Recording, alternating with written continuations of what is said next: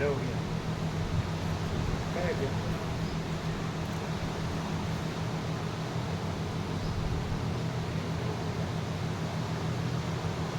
क्या था ये आपको टेढ़ा लगता है ये कट हुआ है क्या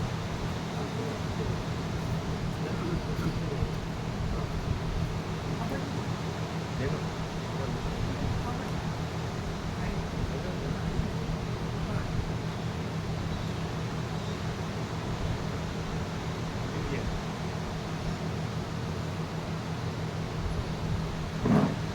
फिर ऐसा हो जाएगा ऐसा हो जाएगा।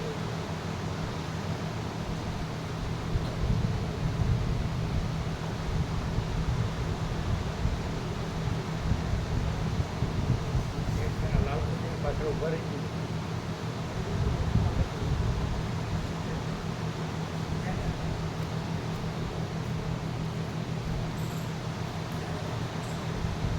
કામ છે થોડું આપણે કામ કરવાનું ને થોડું એકદમ થોડું કરો એકદમ થોડું બોલેલું ને કરો બસ બસ હો ગયો બરાબર થઈ ગયું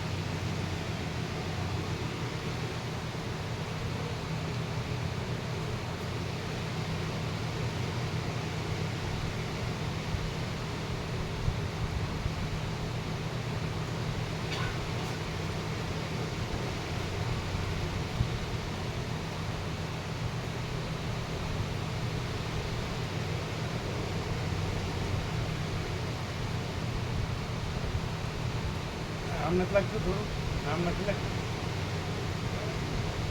બરાબર છે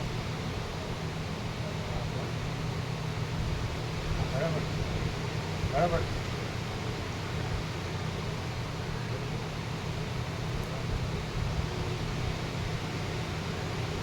ऐसा नहीं लग रहा है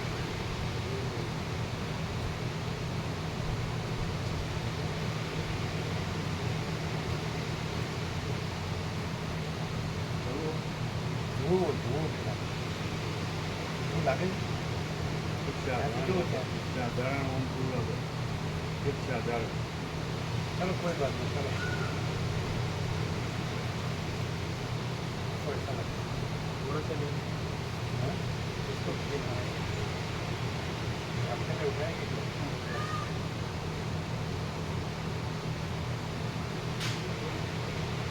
और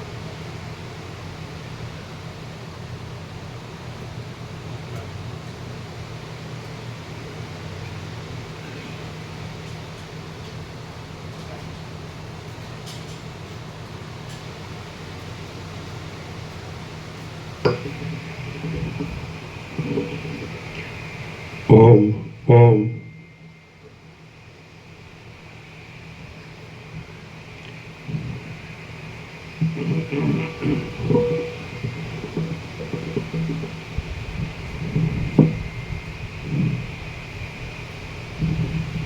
परम चिदाकार परम ज्योति अखंड ज्योति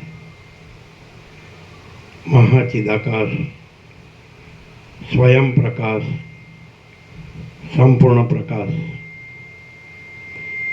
पूर्ण ब्रह्म अनंत तेज घन अनंत चेत घन परमाकाश केवल अनंत शुद्ध तेज घन परमाकाश अखिल आत्मा પૂર્ણ બ્રહ્મ પરમાત્મા પરમ ચિદાકાશ પરમ જ્યોતિ અખંડ જ્યોતિ અનંત પૂર્ણ પરમ ચિદાકાશ પરમ શાંતિ स्वयं सिद्ध स्वयं प्रकाश स्वयं पूर्ण स्वस्वरूप यही सब कुछ है, इसके सिवा कुछ नहीं है। शून्यभास अनंत कोटि महाकल्पो है ही नहीं। महाचिदाकाश स्वयं प्रकाश संपूर्ण प्रकाश महाचिदाकाश ज्योति अनंत अखंड अभेद महाचिदाकाश ज्योति महातत्व महासामान्य महाचिदाकाश स्वसंवेद्य सहज निर्विकल्प महाचिदाकाश परम कैवल्य परम शांति परम चिदाकाश अनंत पूर्ण निरपेक्ष सत अनंत संपूर्ण अपरिजय निर्भ्रांत निरपेक्ष वसिष्ठराम निर्वाण पूर्वार्ध राउंड 42मो राउंड।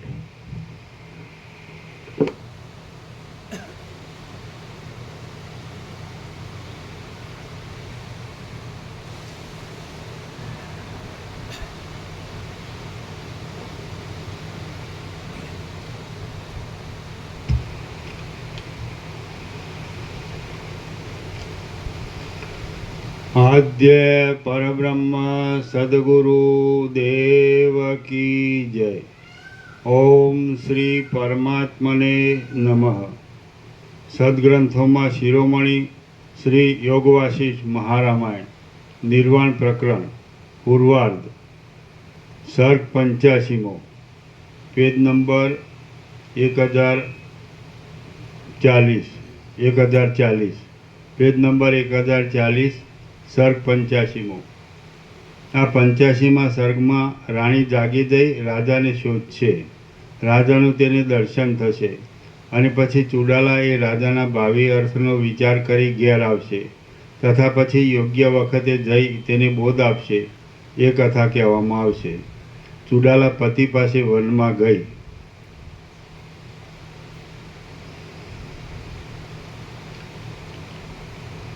વિષયાશક્તિ ને લીધે વાસનાઓનો જે વધારો એ જ બંધ છે। પાના નંબર 1040 પહેલેથી શરૂ કરો। ના અધૂરું સર તો હા એમ હા બરાબર। કાલે હોજે અધૂરું છે એટલેથી પેજ નંબર 1040 વિષયાશક્તિને લીધે વાસનાઓનો જે વધારો એ જ બંધ છે અને વિષયોનો સંગ છૂટી જતાં જ વાસનાઓ ચાલી જવી તેનું નામ મોક્ષ કહેવાય છે। શિખીધ્વજ રાજા બોલ્યો, દૂર રહેલા અને પાસે રહેલા પદાર્થોના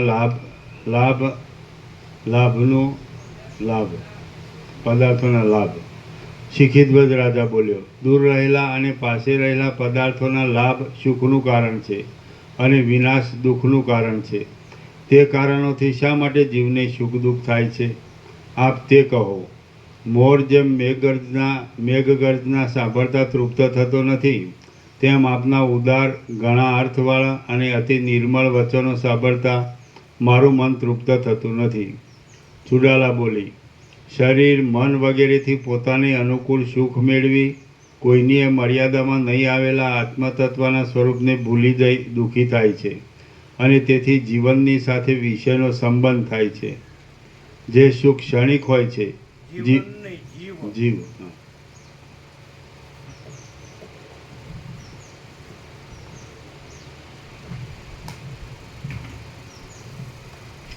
ચુડાલા બોલી, શરીર મન વગેરેથી પોતાને અનુકૂળ સુખ મેળવી કોઈની મર્યાદામાં નહીં આવેલા આત્મતત્વના સ્વરૂપને ભૂલી જઈ દુઃખી થાય છે અને તેથી જીવની સાથે વિષયનો સંબંધ થાય છે।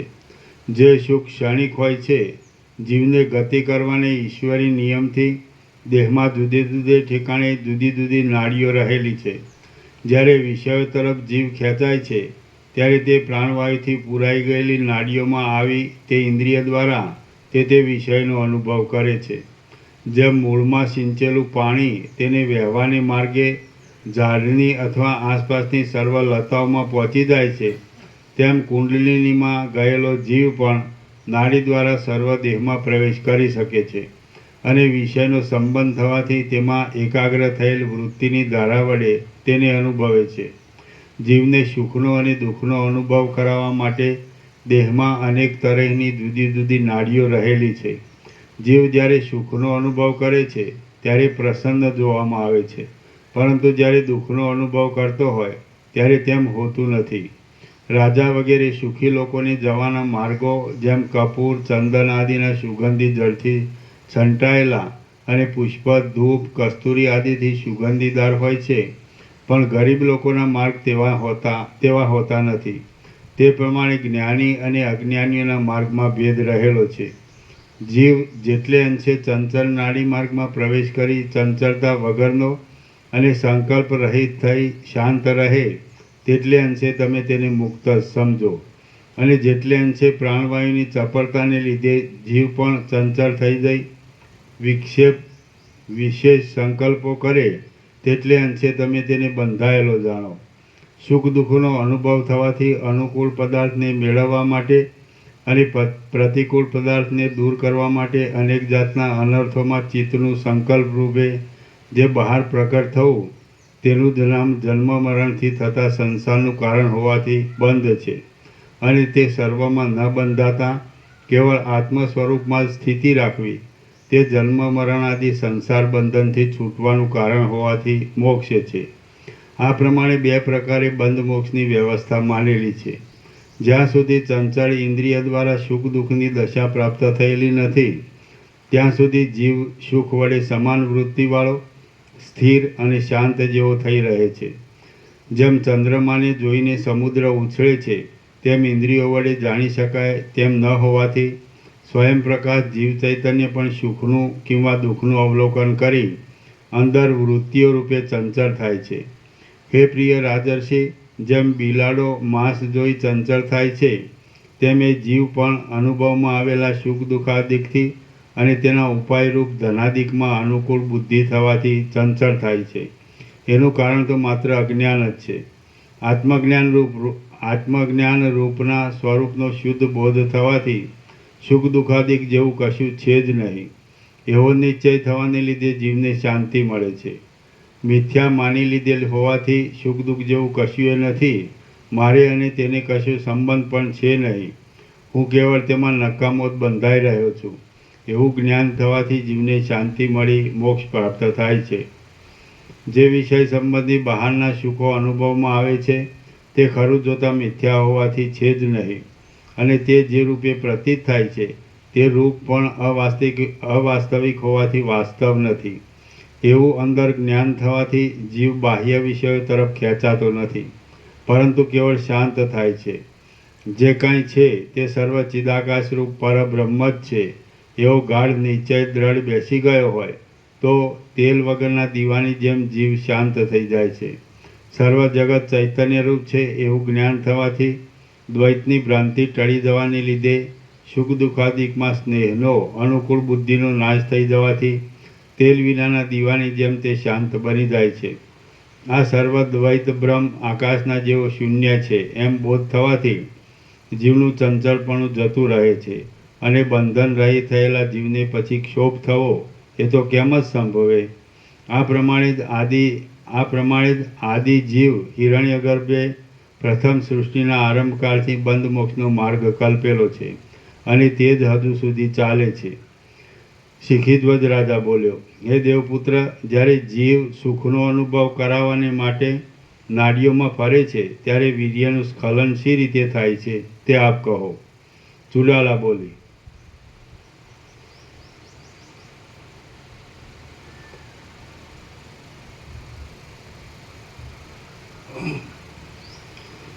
બોલી, સ્ત્રીના શરીરને જોવાથી વાસના જાગતાની સાથે જીવ ચૈતન્ય આકુળ વ્યાકુળ થાય છે.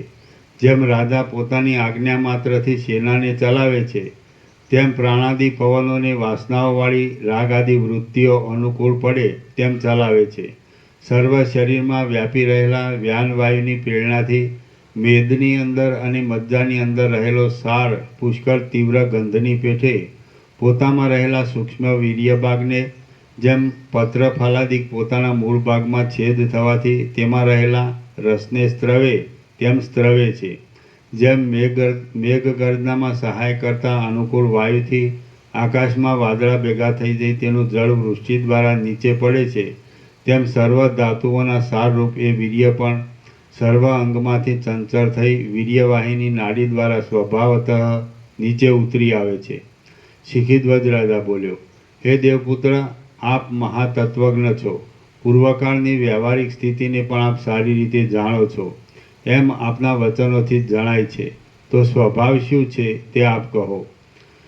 ચુડાલા બોલી, કાકતાલીય ન્યાયની જેમ અથવા જેમ જળમાં પરપોટા ઉત્પન્ન થઈ પાછા નાશ પામી જાય છે, તે રીતે કિંવા ગુણાક્ષર ન્યાયથી, એટલે એક ગુણ નામનો જીવડો લાકડાને કોતરી ખાય છે, તેના ઘર્ષણથી કોઈ વખત અક્ષર જેવો આકાર બની આવે છે તેની પેઠે. તે રીતે કિંવા ગુણાક્ષર ન્યાયથી પ્રથમ સૃષ્ટિના આરંભકાળમાં સૃષ્ટિની રચના થતી વખતે સબલ બ્રહ્મને ઘટપટ અવટ ભુવિવર આદિ રૂપે જે પદાર્થો જેવા ધર્મવાળા પોતાના આત્મામાં તત્કાળ સ્ફુરી આવ્યા તેઓનો જ આજ દિવસ સુધી નહીં બદલાયેલો અને સૃષ્ટિ પર્યંત કાયમ રહેનાર આદિ નિયમ જ વિદ્વાનોએ સ્વભાવ એવા નામથી કહેલો છે. એ સ્વભાવ વડે સ્થિતિ પામેલા આ જગતની અંદર વિવિધ પ્રકારના વિકારોવાળા જરાયુજ અંડજ આદિ દેહો ભમ્યા કરે છે. કેટલાક જ્ઞાનવાન જીવો વાસના નાશ પામતા પાછા જન્મતા જ નથી, અને કેટલાક અજ્ઞાની જીવો ભોગો વિશે દ્રઢ આસ્થાને લીધે બંધાયેલા હોવાથી વારંવાર જન્મ મરણ પામ્યા કરે છે. શ્રી યોગ વાસિષ્ઠ મહારામાયણમાં નિર્વાણ પ્રકરણના પૂર્વાર્ધનો ચુડાલાના આખ્યાન સંબંધી સુખ વિચાર યોગોપદેશ નામનો સર્ગ 85મો સમાપ્ત. સર્ગ 86મો. આ 86મા સર્ગમાં એ દેવપુત્રનો કુંભમાં વૃદ્ધિ પામી જન્મ થવો, પછીથી તેનું બ્રહ્મા પાસે જવું અને તેને લીધે સર્વજ્ઞતા આદિની પ્રાપ્તિ થવી એ વગેરેની કથા આવશે. કુંભની ઉત્પત્તિ ઇત્યાદિ. ચુડાલા બોલી, ઉપર જણાવી ગયા પ્રમાણે સબલ બ્રહ્મના ઈશ્વરના સ્વભાવને લીધે જ આવડું મોટું આ જગત ઉત્પન્ન થયું છે, અને વાસના વડે ધર્મ તથા અધર્મને આધીન થઈ જઈ સ્થિતિને પામેલ છે. હે રાજર્ષિ, જ્ઞાન વડે વાસનાઓનો ક્ષય થઈ જવાથી ધર્મ અધર્મ સાથેનો સંબંધ દૂર થાય છે ને મનુષ્ય ફરીવાર જન્મ લેતો નથી, એવું અમારા અનુભવમાં આવે છે. શિખીધ્વજ રાજા બોલ્યો, હે વક્તાઓમાં ઉત્તમ દેવપુત્ર, આપ જે વચનો કહો છો તે અતિ ઉદાર, ઘણા અર્થવાળા, બરાબર અનુભવમાં આવે તેવા, પરમાર્થયુક્ત અને ગૂઢ છે. હે સુંદર દેવપુત્ર, આપના વચનોની સુંદર શૈલી સાંભળી આજ અમૃતપાન કર્યું હોય તેમ હું અંદર શીતળ થઈ ગયો છું. માટે પ્રથમ આપની ઉત્પત્તિ શી રીતે થઈ તે સંક્ષેપથી તરત આપ મને કહો. પછી વળી આપની જ્ઞાનગર્ભિત વાણીનું પણ શ્રવણ કરીશ. બ્રહ્માના પુત્ર મહાત્મા નારદ મુનિએ પછી પોતાનું એ વીર્ય કયે ઠેકાણે રાખ્યું તે બધું આપ વિસ્તારથી કહો. ચુડાલા બોલી, પછી પોતાના મનરૂપી મદોન્મત હાથીને શુદ્ધ બુદ્ધિરૂપી ચામડાની દોરીથી વિવેકરૂપી મોટા થાંભલા સાથે બાંધનાર એ નારદ મુનિએ પ્રલયકાળના અગ્નિ વડે ગળી જતા ચંદ્રમાના રસ જેવું રસરૂપ આકારવાળું દિવ્ય પારો આદિ રસોનું અનુકરણ કરનારું પોતાનું વીર્ય પાસે રહેલા કાંતિમાન અદ્ભુત સ્ફટિકના કુંભમાં જળમાં પડેલા ચંદ્રના પ્રતિબિંબની પેઠે મૂક્યું. બ્રહ્માએ જેમ પોતાના સંકલ્પ માત્રથી અમૃતના પૂરનું જુદું જ રૂપ ધારણ કરી બ્રહ્મલોકમાં અમૃત સાગર પૂરી દીધો, તેમ એ નારદ મુનિએ પણ મોટા અને અતિ રમણીય મેરુ પર્વતની અંદર પથ્થરમાં પણ ન ફૂટે તેવો અતિ દ્રઢ મોટા પેટવાળો, પડખામાં અને ચારે તરફ સ્થૂળ અને ગળાને પોતાના સંકલ્પ માત્રથી સર્જેલા દૂધથી છલોછલ ભરી દીધો. અમૃત સાગરમાં પડેલા ચંદ્રના પ્રતિબિંબની પેઠે ક્ષીર કુંભમાં રહેલો અને સ્ત્રીરૂપ અગ્નિમાં હોમાવાને તૈયાર થયેલી નારદ મુનિની મંદ વીર્યરૂપ આહુતિને પ્રવર્તાવનાર એ ગર્ભ મહિને મહિને વધવા માંડ્યો. જેમ પ્રત્યેક પૂર્ણિમા પૂર્ણચંદ્રને પ્રગટ કરે છે અને વસંત ઋતુ જેમ પુષ્પોને ખીલવે છે, તેમ એ કુંભે પણ કાળે કરીને કમળપત્ર જેવા સુંદર નેત્રવાળો એ ગર્ભ ઉત્પન્ન કર્યો. કેમ જાણે કુંભરૂપ નાના ક્ષીરસાગરમાંથી ક્ષય વિનાનો બીજો ચંદ્રમા ઉત્પન્ન થતો હોય, તેમ એ ગર્ભ સમસ્ત અંગો પૂર્ણ થયા પછી કુંભમાંથી બહાર નીકળ્યો. અતિવ સૌંદર્યવાળો એ બાળક શુક્લ પક્ષમાં જેમ ચંદ્રમા વધે તેમ કેટલેક દિવસે વૃદ્ધિને પ્રાપ્ત થયો, મોટો થયો. નારદ મુનિએ તેના જાતકર્મ આદિ સંસ્કારો કરી જેમ એક પાત્રમાં રહેલું દ્રવ્ય બીજા પાત્રમાં નાખવામાં આવે તેમ પોતાની પાસે રહેલું સઘળું વિદ્યાધન એ પુત્રને આપ્યું. નારદ મુનિએ થોડા દિવસોમાં તેને સઘળા શાસ્ત્રો ભણાવી કેમ જાણે પોતાનું પ્રતિબિંબ જ હોય તેવો બનાવી દીધો. સાયંકાળમાં ઉદય પામેલો પૂર્ણચંદ્ર જેમ સ્ફટિક પર્વતમાં પડેલા પોતાના પ્રતિબિંબ વડે શોભે, તેમ મહામુનિ નારદજી પણ પોતાના જેવા યોગ્ય પુત્રથી શોભવા લાગ્યા. પછી એક વખત એ પુત્રને સાથે લઈ નારદ મુનિ બ્રહ્મલોકમાં ગયા. પોતાના પિતાજી બ્રહ્માની પાસે તેની બુદ્ધિની પરીક્ષા માટે કેટલુંક તેમને પૂછાવ્યું. બ્રહ્માએ પોતાને નમસ્કાર કરનાર પોતાના એ પૌત્રની વેદાદિ શાસ્ત્રોમાં પરીક્ષા લઈ પ્રસન્ન થઈ તેને પોતાના ખોળામાં બેસાડ્યો અને કેવળ પોતાના આશીર્વાદ માત્રથી તેને સર્વજ્ઞ તથા સર્વજ્ઞાનના અવધિરૂપ તત્વજ્ઞાનમાં તલ્લીન બનાવી દીધો અને તેનું કુંભથી ઉત્પન્ન થયેલો હોવાથી કુંભ નામ પાડ્યું. હે મહાત્મા રાજર્ષિ, તે કુંભ હું પોતે જ છું. હું બ્રહ્માનો પૌત્ર થાવ છું. એના નીચે ટાંચ છે. આ પ્રસંગમાં મિથ્યા ભાષણરૂપ દોષ આવે છે એવી શંકા લાવવી ઉચિત નથી. કેમ કે પોતાના પતિને વિશ્વાસ બેસાડી તેને જ્ઞાનવાન બનાવી આ દુઃખમય સંસાર પાસમાંથી તેને છોડાવવામાં જ મુખ્ય તાત્પર્ય હોવાથી તેનું દોષ પણ સંભવતું નથી. વળી જ્ઞાનવાનને સર્વાભાવ પ્રાપ્ત થઈ જવાથી અહમ મનુરભવમ સૂર્યત્વ ઇત્યાદિ વામદેવના વચનની પેઠે ચુડાલાનું તત્વજ્ઞપણું હોવાથી આ સર્વ વચનોપન્યાસ ઘટી શકે છે. હું બ્રહ્માનો પૌત્ર થાવ છું, નારદ મુનિનો પુત્ર છું અને કુંભમાંથી ઉત્પન્ન થયેલો હોવાથી કુંભ એવા નામથી કહેવાઉં છું. હું મારા પિતાજી નારદ મુનિની સાથે બ્રહ્મલોકમાં જ્યાં ખુશી પડે ત્યાં રહું છું. મારી સાથે લીલા કરનાર 4 વેદો એ જ મારા મિત્રો છે અને ગાયત્રી મારી માતૃભગિની માસી છે એમ હું સમજું છું. સરસ્વતીને હું મારી માતા ગણું છું. બ્રહ્મલોકમાં મારું રહેવાનું ઘર છે અને ત્યાં બ્રહ્માના પૌત્ર તરીકે સુખથી રહું છું. હું સર્વ વાતે પરિપૂર્ણ છું, તેથી મારે કાંઈ પણ કરવાનું બાકી રહ્યું નથી. તો પણ માત્ર લીલાથી જ આખા જગતમાં સર્વ ઠેકાણે જ્યાં મરજી પડે ત્યાં હું જઈ શકું છું. હું જ્યારે ભૂલોકમાં ફરું છું ત્યારે મારા પગ પૃથ્વી ઉપર અડકતા નથી. મારા અવયવોને ધૂળ અડકી શકતી નથી તથા મારું શરીર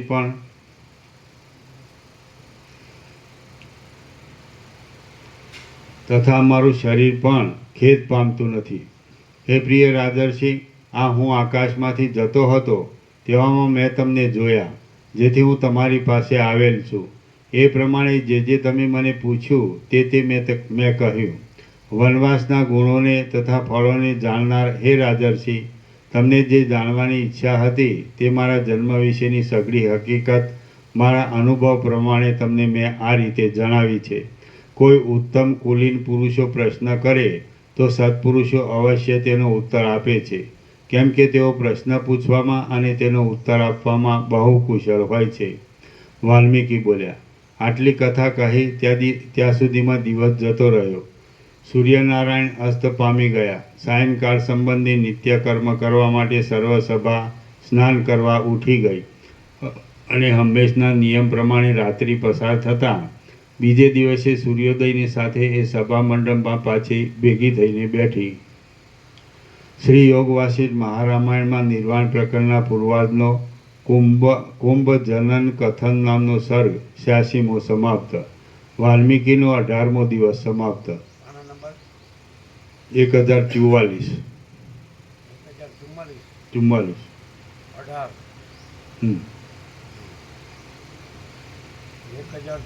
18 તો 1730 કેટલા?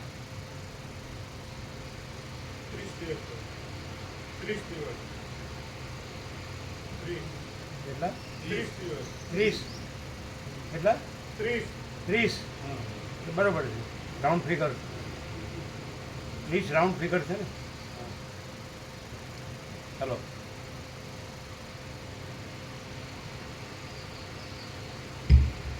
પેલા પાના 26 પાના બાદ થઈ ગયા એ કયા તો એ બાદ કરવા પડે ને કર્યા કર્યા 30 ઉપર થોડુંક આવ્યું 30 બરોબર છે બરોબર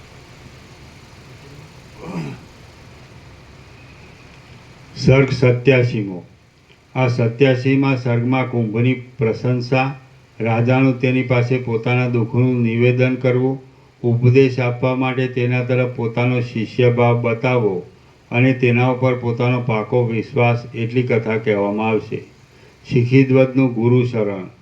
શિખીધ્વજ રાજા બોલ્યો, પૂર્વ દિશામાં જેમ વાદળો એકઠા થયા હોવા છતાં દેખાતા નથી, પણ જ્યારે અનુકૂળ પવન વાય છે ત્યારે તે મેઘો ખેંચાઈ વરસાદ આપે છે, તેમ આ સંસારમાં મારા સંચિત થયેલા પ્રાચીન પુણ્યો વડે જ ખેંચાઈને આ મંદરાચલમાં આપનું પધારવું થયું છે એમ હું સમજું છું. હે મહાત્મા દેવપુત્ર, અમૃતને સ્ત્રવનાર શુભ વચનવાળા આપની સાથે મારો સમાગમ થયો, તેથી હું આજે ધર્મ વડે ધન્ય ગણાતા પુરુષોમાં એક અગ્રેસર તરીકે ગણાવા યોગ્ય થયો છું. સત્પુરુષોનો સમાગમ મારા ચિત્તને જેવું શીતળ કરે છે તેવી શીતળતા મને રાજ્ય લાભ આદિ પદાર્થો પણ આપી શકતા નથી. કેમ કે સત્સમાગમમાં સર્વ અધિકારીને સમાન રીતે રાગાદી વાસનાઓનો નાશ થઈ જાય પ્રમાણમાં નહીં આવતો અનંત બ્રહ્મનો અલૌકિક આનંદ રસ પ્રાપ્ત થાય છે.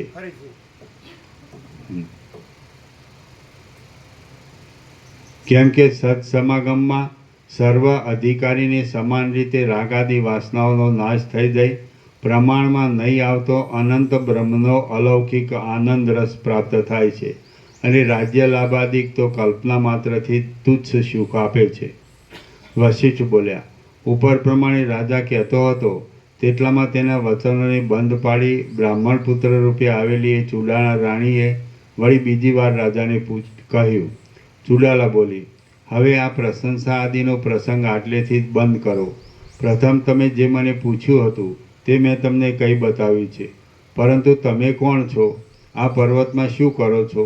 તમારે ક્યાં સુધી વનવાસમાં રહેવાનું છે અને આ પ્રમાણે કરવાનું શું પ્રયોજન છે તે સાચે સાચું કહો, કેમ કે તમારા જેવા તપસ્વી પુરુષો જૂઠું બોલતા જ નથી. શિખીધ્વજ રાજા બોલ્યો, આપ દેવપુત્ર છો એટલે બધું બરાબર રીતે જાણો છો. લોકોની હકીકત તથા તે મારા સર્વ પ્રસંગને આપ જાણનાર છો, એટલે હું આપને બીજું શું કહું? આપ જાણો છો તે છતાં આપના પૂછવાથી એ વિશે હું ટૂંકાણમાં કહું છું. હે મહાત્મા દેવપુત્ર, હું સંસારથી ભયભીત બની આ વનના મધ્યમાં પર્ણકુટી બાંધીને રહ્યો છું. હું શિખીધ્વજ નામનો રાજા છું અને રાજ્યને છોડી દઈ તપ કરવા માટે અહીં આવેલો છું. હે તત્વજ્ઞ દેવપુત્ર, સંસારમાં ફરીથી જન્મ લેવો પડે એથી હું ભયભીત થયેલો છું. હે સત્ય સમજનારા દેવપુત્ર, આ સંસારમાં વારંવાર સુખ પછી દુઃખ અને દુઃખ પછી સુખ, જન્મ પછી મરણ અને મરણ પછી જન્મ એમ વારાફરતી થયા જ કરે છે, જેથી હું તાપને પામેલો છું અને તેથી આ વનની ઘટામાં આવીને તપ કરું છું. જેમ ભાગ્યહીન નિર્ધન પુરુષને ભંડારનો ખજાનાનો લાભ મળતો નથી, તેમ હું અનેક ઠેકાણે રખડ્યો છું અને આ સ્થાને વાસ કરી મેં અતિ કઠોર તપ આદર્યું છે, તો પણ મને ખરી શાંતિ મળી નથી. હે મહાત્મા દેવપુત્ર, જેનો પ્રયત્ન બુઠ્ઠો થયો છે અને જેને કોઈ જાતનું ફળ મળ્યું નથી, તેઓ હું એકલો સોબત વિનાનો અહીં રહું છું અને ગુણ નામના જીવડાએ અંદર કોતરી ખાધેલા લાકડાની પેઠે સુકાયા કરું છું. ઉપવાસ, દેવપૂજન, અતિથિ પૂજન આદિ આ સઘળી તપની જુદી જુદી ક્રિયાઓ સતત અને બરાબર નિયમપૂર્વક હું કરી જાઉં છું, પરંતુ આમ કરવાથી મને એક દુઃખમાંથી છૂટી બીજા દુઃખના સમૂહમાં પડ્યા જેવું લાગે છે. અને ઉપવાસ, દેવપૂજન, અતિથિ પૂજન આદિ આ સઘળી તપની જુદી જુદી ક્રિયાઓ સતત અને બરાબર નિયમપૂર્વક હું કરી જાઉં છું. પરંતુ આમ કરવાથી મને એક દુઃખમાંથી છૂટી બીજા દુઃખના સમૂહમાં પડ્યા જેવું લાગે છે અને શાંતિ માટે સ્વીકારેલો કર્મ માર્ગ અમૃતરૂપ છતાં મને શાંતિ ન મળવાને લીધે વિષ જેવો લાગે છે. એ શું હશે? ચુડાલા બોલી. પૂર્વકાળમાં કોઈ એક દિવસ બ્રહ્માને મેં એ વાત પૂછી હતી કે હે મહારાજ, કર્મ અને જ્ઞાન એ બંનેમાં જે એક મોક્ષ થવાનું કારણ હોય તે આપ કહો. બ્રહ્મા બોલ્યા, જ્ઞાન એ જ મોક્ષ થવાનું ખરું કારણ છે. ફરીથી જ્ઞાન એ જ મોક્ષ થવાનું ખરું કારણ છે અને જ્ઞાન વડે હા, તપ નહીં, કર્મ નહીં, જ્ઞાન. ચાલો. બ્રહ્મા બોલ્યા, જ્ઞાન એ જ મોક્ષ થવાનું ખરું કારણ છે અને જ્ઞાન વડે દુઃખનો સર્વ રીતે સંપૂર્ણ નાશ થાય તેવો અનુભવ છે. ફરીથી બ્રહ્મા બોલ્યા, જ્ઞાન એ જ મોક્ષ થવાનું ખરું કારણ છે અને જ્ઞાન વડે દુઃખનો સર્વ રીતે સંપૂર્ણ નાશ થાય તેવો અનુભવ છે. કર્મો તો સ્વર્ગ આદિ ભોગોની પ્રાપ્તિના વિનોદ માટે મનુષ્યને શુભ પ્રવૃત્તિ કરાવી કોઈ જાતના નરકમાં તેનું આયુષ્ય પસાર થાય છે. એક લીટી લઈ દે. કર્મો તો સ્વર્ગ આદિ ભોગોની પ્રાપ્તિના વિનોદ માટે મનુષ્યને શુભ પ્રવૃત્તિ કરાવી કોઈ જાતના નરકમાં લઈ જનાર અનર્થોમાં ન રોકતા શુભ કલ્યાણમાં તેનું આયુષ્ય પસાર થાય તેને માટે છે. હે પુત્ર, જેઓ જ્ઞાન દ્રષ્ટિને પહોંચી શકતા નથી તેઓની માટે કર્મ એ આનંદનું મુખ્ય સાધન છે. કેમ કે બીજું કોઈ યોગ્ય વસ્ત્ર પીતાંબર ન મળે ત્યાં સુધી કંબલનો, ધાબળાનો પણ કોણ ત્યાગ કરે? કોઈ ત્યાગ ન કરે. તે જ પ્રમાણે જ્યાં સુધી જ્ઞાન પ્રાપ્ત થાય નહીં ત્યાં સુધી કર્મ પણ ઠીક છે. અજ્ઞાનીઓનું કર્મ સર્વ વાસના હોવાને લીધે ફળ આપે છે અને જ્ઞાનીઓનું કર્મ સર્વ વાસનાઓનો નાશ થવાથી ફળ આપતું નથી. ફરીથી અજ્ઞાનીઓનું કર્મ સર્વ વાસના હોવાને લીધે ફળ આપે છે અને જ્ઞાનીઓનું કર્મ સર્વ વાસનાઓનો નાશ થવાથી ફળ આપતું નથી. જેમ પાણી નહીં રેડવાથી લતાઓ ફળ આપી શકતી નથી તેમ જ્ઞાનીના શુભ કર્મો પણ વાસનાનો નાશ થઈ ગયાથી ફળ આપી શકતા નથી. અશુભ કર્મોનું પણ તેમ જ સમજવાનું છે. પ્રારબ્ધ રૂપે ફળ આપવાને તૈયાર થયેલા કર્મો પણ વાસનાનો નાશ થતાં તેમનો નાશ થાય એટલે દેખાવ પૂરતા રહે છે. પૂર્વ ઋતુના ચિહ્નો જેમ પાછળની ઋતુ આવવાથી નાશ પામી જાય છે તેમ વાસનાઓનો નાશ થવાથી કર્મનું ફળ પણ નાશ પામી જાય છે. હે પુત્ર, કાસડાની લતા જેમ સ્વાભાવિક ફળ આપતી નથી તેમ વાસના વગરની ક્રિયા પણ સ્વભાવે પછીથી ફળ આપતી નથી. જે બાળકના મનમાં ભયને લીધે હાવની ભાવના રહી હોય તે જ હાવને દેખે છે, બીજો દેખતો નથી. તેમ દુઃખની ભાવનાવાળો મૂળ પુરુષ જ દુઃખ દેખે છે, બાકી તત્વજ્ઞની દ્રષ્ટિએ કશું આવતું જ નથી. વિકાસ પામેલી કાસડાની લતાની પેઠે જ્ઞાનીની ક્રિયા આકાર વડે જોવામાં આવતા છતાં પણ ફળ એટલે ધર્માધર્મરૂપ અને તેથી તથી જન્મ પરંપરાને આપી શકતી નથી. અજ્ઞાન દશામાં પણ અહંકાર આદિ રૂપે સ્ફુરેલી વાસના તાત્વિક દ્રષ્ટિએ જોતા છે જ નહીં, માત્ર અજ્ઞાનને લીધે જ ઝાંઝવાના જળમાં સમુદ્રના જળની ભ્રાંતિની પેઠે તે વાસના દેખાય છે. તે અજ્ઞાન આ સર્વ બ્રહ્મરૂપ છે એવી ભાવનાથી નાશ પામી જવાને લીધે જેમ અનુભવીને ઝાંઝવાના જળની ભ્રાંતિ ન થાય તેમ જ્ઞાનીના ચિત્તમાં વાસના જ ઉત્પન્ન થતી નથી. સર્વ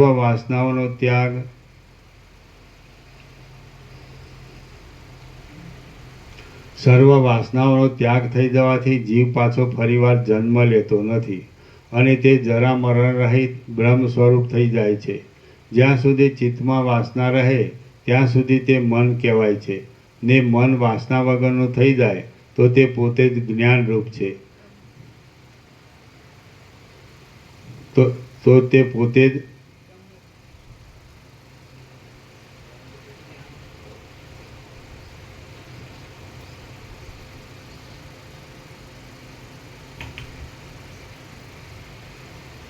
જ્યાં સુધી ચિત્તમાં વાસના રહે ત્યાં સુધી તે મન કહેવાય છે ને મન વાસના વગરનું થઈ જાય તો તે પોતે જ બ્રહ્મરૂપ છે. જ્ઞાન વડે આત્મ સ્વરૂપ ઓળખવામાં આવે તો તો જીવને પુનર્જન્મ થતો નથી. હે રાજર્ષિ, જ્ઞાન એ જ પરમ કલ્યાણરૂપ મોક્ષ સાધન છે એમ ઉપર જણાવ્યા પ્રમાણે બ્રહ્માદિક મોટા પુરુષો પણ કહે છે. તો પછી તમે કેમ અજ્ઞાનીની પેઠે આ તમને મોક્ષનું સાધન માની બેઠા છો?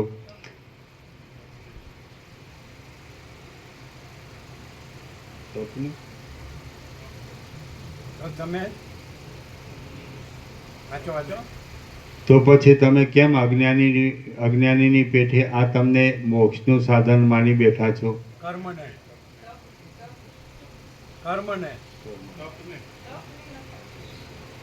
તપ ને કર્મ એક જ.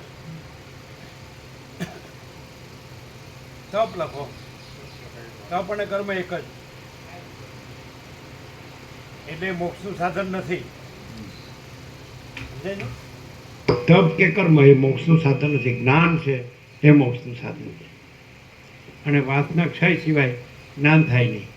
વાસના હોય એટલે તપ અને કર્મ કરે પણ જ્ઞાન થાય નહીં અને મોક્ષ થાય નહીં. એટલે વાસનાથી પુનર્જન્મ રહે, જન્મ મરણ સંસાર રહે.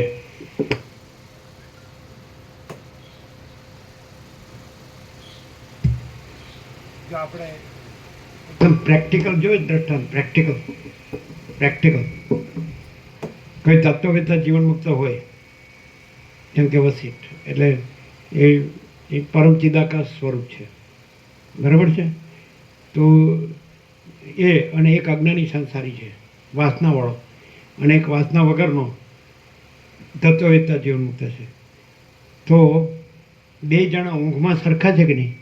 નિદ્રામાં સમજાય છે કે નહીં? તો નિદ્રામાંથી જાગ્રતમાં તત્વવેત્તા જીવન મુક્ત આવે અને નિદ્રામાંથી અજ્ઞાની સંસારી આ કર્મણ તપવાળો જાગ્રતમાં આવે. તો એક જ કે ફેર? એમ નહીં, નિદ્રામાં સરખા કે નહીં?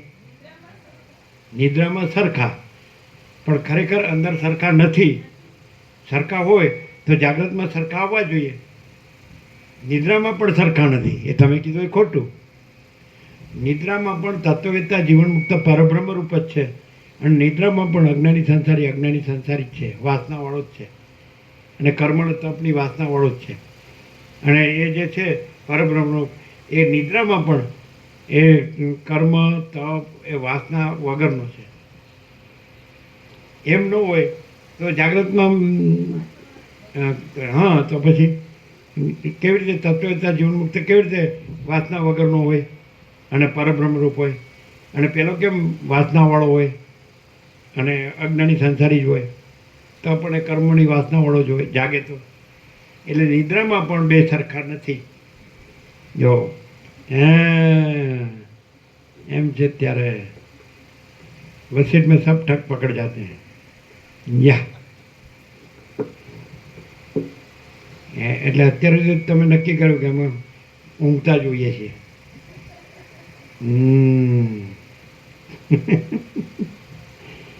જ્ઞાની ઊંઘતો લાગે તો એ પરબ્રહ્મ છે, કારણ કે અંદર એ પરબ્રહ્મ છે ને, વાસના વગરનો છે. અને અજ્ઞાની સંસારી ઊંઘતો હોય ને તો એ શાંતિવાળો નથી, વાસનાવાળો છે એટલે શાંતિવાળો નથી. અને પેલો પરમ શાંતિવાળો છે, પરબ્રહ્મ પરમ શાંતિ સ્વાનુભૂતિ તત્વસાર. એટલે તપ અને કર્મથી મોક્ષ નથી, જ્ઞાનથી મોક્ષ. જ્ઞાનાત એવા તો કૈવલ્યમ, કેવળ જ્ઞાનથી જ મુક્તિ. એટલે મૂળ શું છે? માણસ સાચું જાણતો ન હોય ને એટલે પછી જે પકડેલું એ મેલે જ નહીં. સમજાય? સાચું જાણે નહીં ત્યાં સુધી પકડેલું છોડે નહીં. અને સાચું સાંભળવામાં આવે તો વિશ્વાસ ન કરે એટલે સાચો રહી શકે નહીં.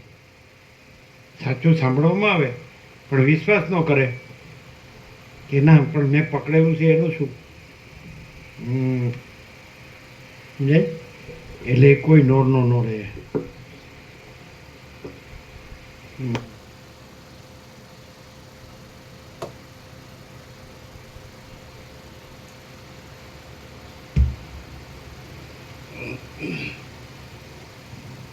હે રાજર્ષિ, જ્ઞાન એ જ પરમ કલ્યાણરૂપ મોક્ષ સાધન છે એમ ઉપર જણાવ્યા પ્રમાણે બ્રહ્માદિક મોટા પુરુષો પણ કહે છે.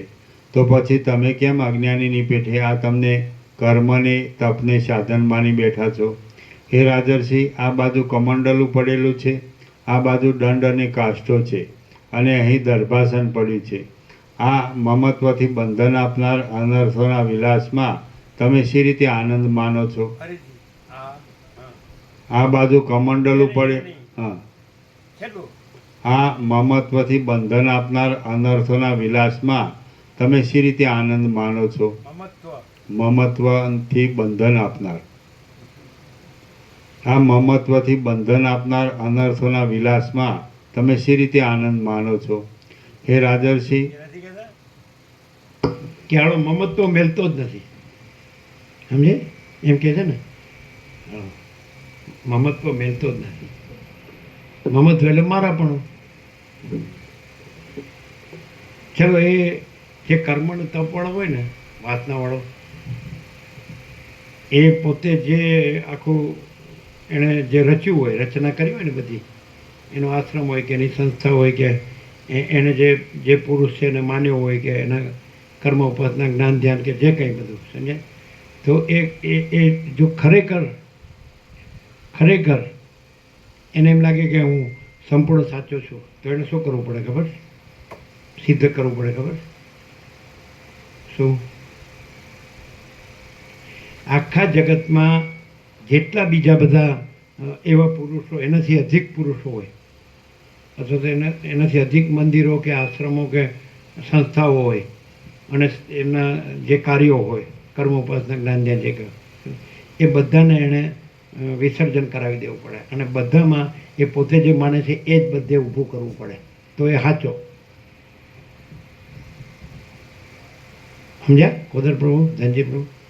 જો હું જે માનું છું એ જ સંપૂર્ણ સાચું છે, તો બીજું બધું છે વિસર્જન કરાવી અને બધે એની જ સંસ્થાપના કરવી જોઈએ, તો એ સાચો. કોઈ ન માને કોઈ, એ તું ક્યાંથી આવ્યો? ક્લિયર થાય છે કે નહીં? એનાથી પણ અધિક હોય છે, તો એનો પણ સંસ્થાપન બધે ન થાય અને બધાનું વિસર્જન ન થાય. થાય? હવે ખરેખર હનુમાનજી તો માણસ નથી ને, વાનર જ છે ને, વાંદરા પ્રભુ, બરાબર છે? તો તમે એમ કહો કે હનુમાનજીનું ક્યાંય દેરીએ ન હોવી જોઈએ, મંદિર ન હોવું જોઈએ, તો એ નહીં ચાલે. કોઈનું નહીં ચાલે કે આ વાંદરા પ્રભુની ક્યાંય દેરી કે મંદિર ન હોવું જોઈએ. કેમ કે તારું બંધ રાખ, બાકી આ તો ચાલવાનું છે. એવું શું છે હનુમાનજીમાં? એવું શું છે?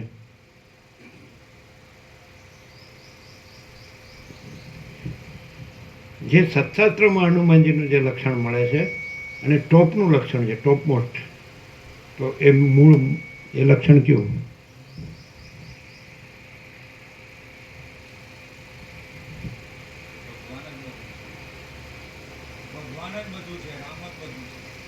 બિલકુલ નહીં, એ તો દ્વૈત થયું.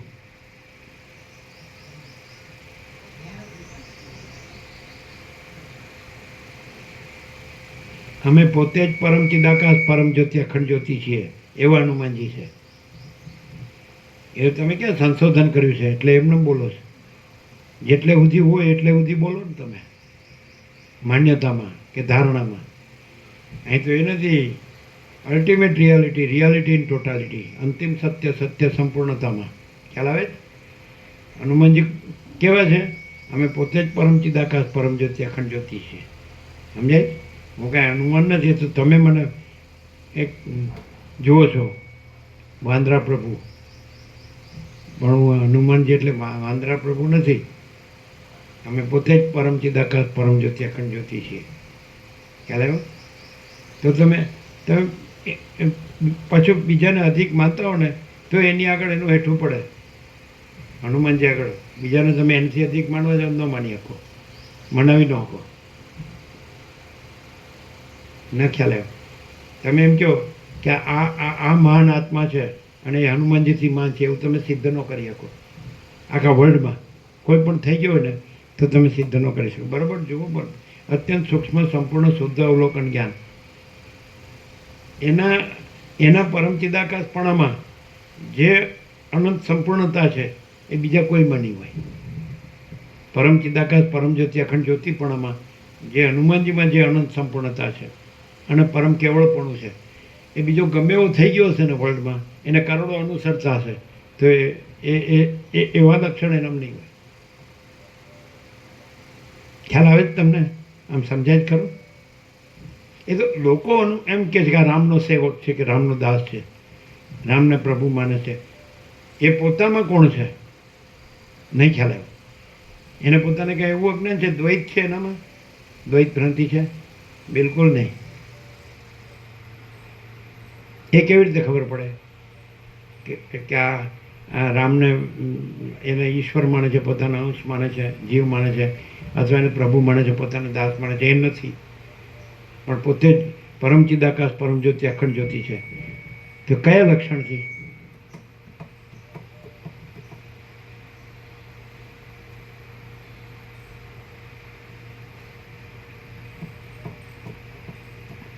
એમની પોતાની જ પૂર્ણતા એટલી બધી છે કે રામથી પણ નિરપેક્ષ છે, કે એટલું સંપૂર્ણતા. પ્રભુ રામને એમ કીધું કે તત્વદૃષ્ટિ એવું નાથ એક જ છે. હનુમાનજીએ પ્રભુ રામને એમ કીધું કે તત્વદૃષ્ટિ આપણે અને એ નહીં, એમાં તો 3 વાત કરી છે. એ તો દેહ ભાવે એમ, અને જીવ ભાવે અને આત્મભાવે, એમ 3 વાત કે 3 વાત નહીં. એટલે એનામાં આત્મભાવ છે કે નહીં? પેલી તો એની નમ્રતા છે, એનો વિનય છે, એટલે વિવેક એવો કર્યો કે એમ સમજે. દેહ ભાવ ને જીવ ભાવ તો એ તો એનો નમ્રતા ને વિનય છે. બાકી આત્મભાવે એમ કરીને જે કીધું ને એ પોતે છે.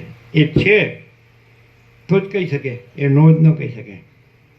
એટલે એનો અર્થ એમ થાય પછી આત્મભાવમાં હનુમાન ને રામ, પછી અંશ અને અંશી અને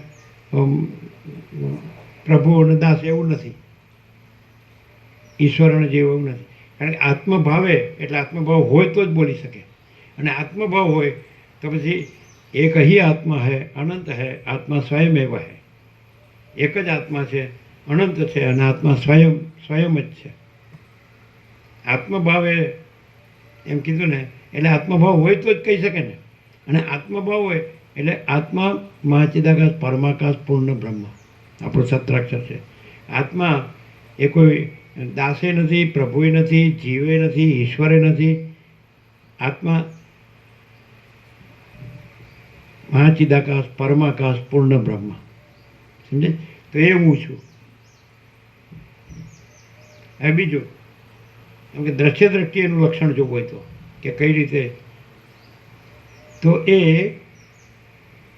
સમજે છે કે નહીં? રામ નહોતા મળ્યા તો પણ હનુમાનજી આત્મામાં પૂર્ણ હતા. રામથી કાંઈ વધ્યું નથી એમનામાં. રામ મળ્યા એટલે રામથી એમનામાં કાંઈ વધ્યું નથી, નહીં સમજ્યા? એ આત્મામાં જ પૂર્ણ હતા. એમને રામથી કાંઈ મળ્યું નથી, એ તો પોતાથી પોતામાં જ પૂર્ણ હતા. એવું ક્યાંય આવે છે કે રામે એને પૂર્ણ કર્યા? નેવર. નથી ખ્યાલ આવતો? ક્યાંય આવે છે?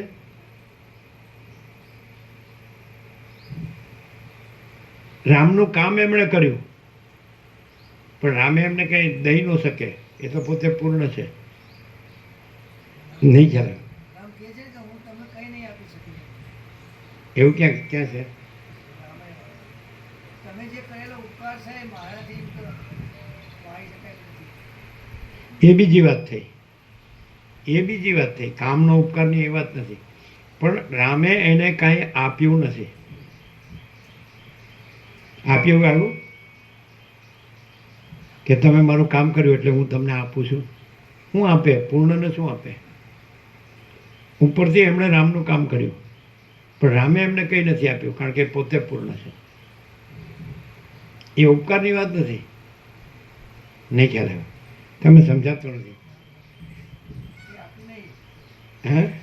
રામાયણમાં એવું કોઈ આવતું નહીં કે રામે કંઈ એમને આપ્યું હોય. અચ્છા, રામ દુઃખી થયા છે, હનુમાન કદી દુઃખી થયા નથી. ક્યાંય પણ સંભળાય? બધાય દુઃખી થયા છે. આખી રામાયણમાં બધા દુઃખી થયા છે, રામ દુઃખી થયા નથી. અને આખા મહાભારતમાં બધાય દુઃખી થયા છે, વ્યાસ દુઃખી થયા નથી. કારણ કે એને ખબર જ છે કે આ માયા કાંઈ નથી, આ દ્રશ્ય પ્રપંચ કાંઈ નથી. સમજે? તો હનુમાન એવા જ છે કે આ માયા કાંઈ નથી અને આ દ્રશ્ય પ્રપંચ કાંઈ નથી. સમજે? રામ દુઃખી થયા છે, ભલે લીલા હોય, પણ હનુમાન લીલા માત્ર દુઃખી થયા નથી. માયાનો તો સવાલ જ નથી. સમજાવ્યું છે? ના.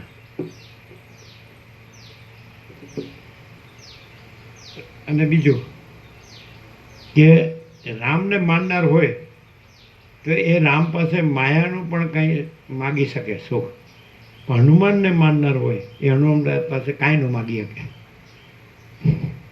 એનો અર્થ કરો. હનુમાનને માનનાર હોય તો એની પાસે કાંઈ ન માગી શકે. એનો અર્થ કરો. હનુમાન પાસે માંગનાર માયા માંગવા જાય, હનુમાન પાસે માયા જ નથી. હનુમાન પાસે માયા ક્યાં છે? એમાં તો એ જ છે બસ, પરમ ચિદાકાશ, પરમ જ્યોતિ, અખંડ જ્યોતિ. તો માનનાર છે એને જેને માનતો હોય એ રહેવું પડે. એનામાં જે ન હોય એ ન રહેવાય ને એનો મંગાય. સમજે? એટલે કાં તો માગતો હોય તો હનુમાનજીને એને ઓળખ્યા નથી. માગતો હોય તો એને રામને માનવા પડે, હનુમાનને ન મનાય. સમજે? હનુમાનને માને તો એને પરમ ચિદાકાશ, પરમ જ્યોતિ, અખંડ જ્યોતિ રહેવું પડે. અને એને કાંઈ જોતું હોય માયામાં તો રામને માનવા પડે, હનુમાનને નહીં, છોડી દેવા પડે. નહીં સમજાય? એટલે નુકસાન થાય નહીં, કાંઈ મળે નહીં ને. હનુમાનજી પાસે કાંઈ મળે નહીં. હા, પૂર્ણ રહે. હકીકત છે. સમજે? અને હનુમાનજી તો રામનું કામ કર્યું, પણ હનુમાનજીને માનનારને કોઈનું કામ ન કરવું પડે. હનુમાનજીએ કર્યું લીલા માત્ર, રામનું કાર્ય કર્યું, પણ હનુમાનને માનનારે કોઈનું કામ ન કરવું, કોઈનું કાર્ય ન કરવું પડે. કારણ કે પોતે જ પરમ ચિદાકાશ, પરમ જ્યોતિ, અખંડ જ્યોતિ છે ને રે.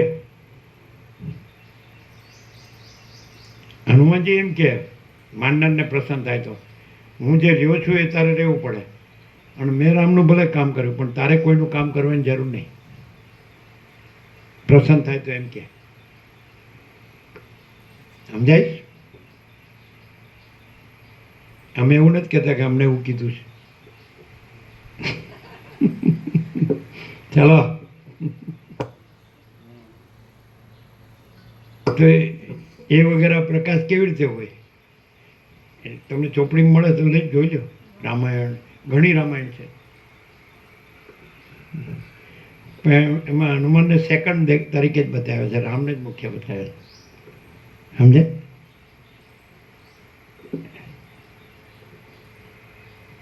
યોગ વાસિષ્ઠ આટલું સદગ્રંથોમાં શિરોમણી છે, ટોપનો તત્વબોધ છે.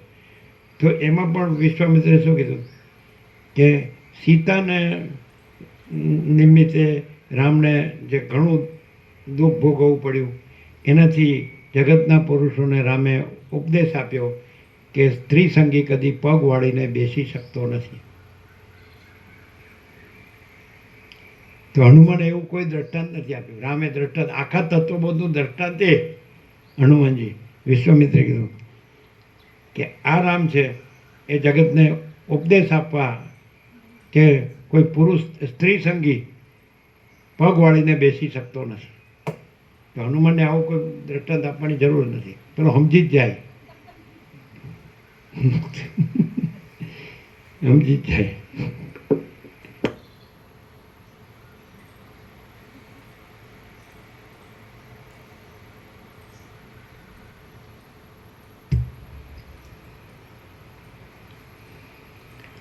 હે રાજર્ષિ, હું કોણ છું?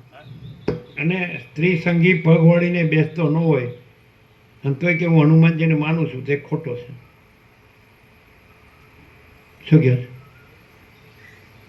સ્ત્રી સંગી હોય અને પગ વાળીને બેસતો ન હોય અને કે હું હનુમાનજીને માનું છું તો એ ખોટો છે. એને હનુમાનજીને ઓળખ્યા જ નથી. શું કહો શું શું શું કઈ રીતે?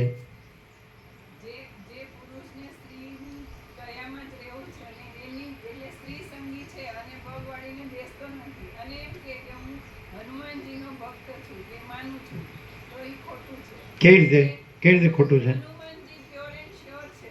હે? હનુમાનજી પ્યોર એન્ડ શ્યોર છે તો પોતે એવું રહેવું પડે, પછી સ્ત્રી સંગી કે સ્ત્રીના કયામાં રહ્યા એવું ના આવે.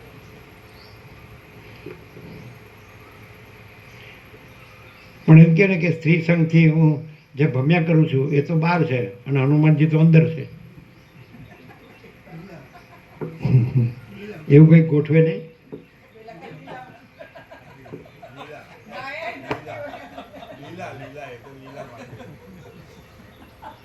માયાને લીલા ન કહેવાય. લીલા કોને કહેવાય? કે તત્વવેતા જીવન મુક્ત છે એ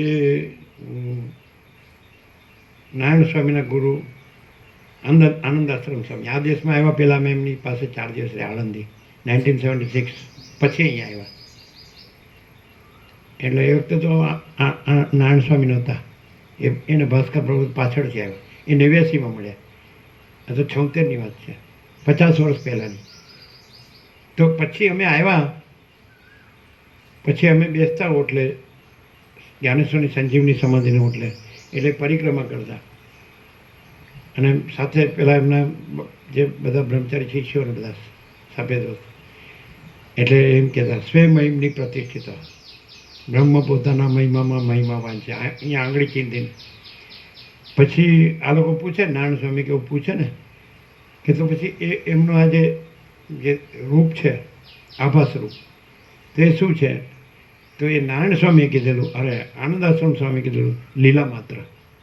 આ એમનો શબ્દ છે. અને પોતે પૂર્ણ હતા અને એ જ રહેતા હતા. કે આ દેખાય છે એ શું? તો પછી તો ત્યાં લીલા માત્ર એવું કીધું, એટલે આભાસ માત્ર, એ કાંઈ છે જ નહીં. અને પરમ ચિદાકાશ પરમ જ્યોતિ અખંડ જ્યોતિ જ છે. સ્વયંમહિમની પ્રતિષ્ઠિત શ્રુતિ છે ઉપનિષદ કે બ્રહ્મ પોતાના મહિમામાં મહિમાવાન છે. એ આનંદ આશ્રમ સ્વામીએ કીધેલું. એ પેલા સ્વાતંત્ર્ય સેનાની હતા, પછી એમણે સંન્યાસ લઈ લીધા પછી. અને એ જે ભિક્ષા એમને સૌથી પહેલું જે જ્ઞાનેશ્વર છે એની સમાધિમાં જે નિવેદ કરવામાં આવે ભોજન પ્રસાદ, એ એમને સૌથી પહેલું ભિક્ષામાં આપવામાં આવે. એ ભોજન એ અમને આપે. જ્ઞાનેશ્વરનો પ્રસાદ પહેલો અમને મળ્યા, પછી એ લોકો બીજા ભૂદેવો હોય સેવામાં એ બધા પછી લે. અમે 4 દિવસ રહ્યા. એની સાથે બીજો બ્રહ્મચારી પણ હતો, બીજા 2, તો એ બનાવતો હતો રાંધે. એટલે એને પણ કે એમાંથી આપજે એમ. હું તો આપું છું પણ કેવું છે પેલું પોતા માટે રાંધે ને વિદ્યાર્થી.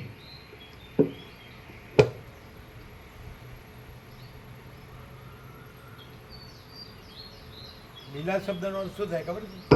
આભાસ માત્ર, એટલે કાંઈ નહીં. એટલે દેખાય કે આ તત્વવેતા જીવન મુક્ત છે, આ માણસ છે પણ એ નથી.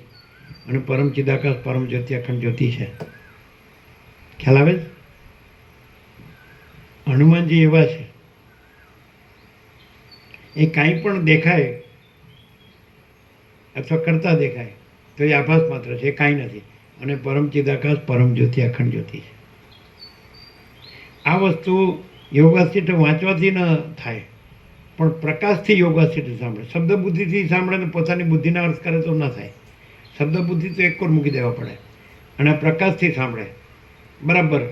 અને પોતાની કોઈ ગ્રંથિ એટલે ભ્રાંતિ ન રાખે, દ્વૈત ભ્રાંતિ, હું આ છું ને હું આ જાણું છું તો એ ગયો. કારણ કે આ છે પૂર્ણનું દર્શન છે,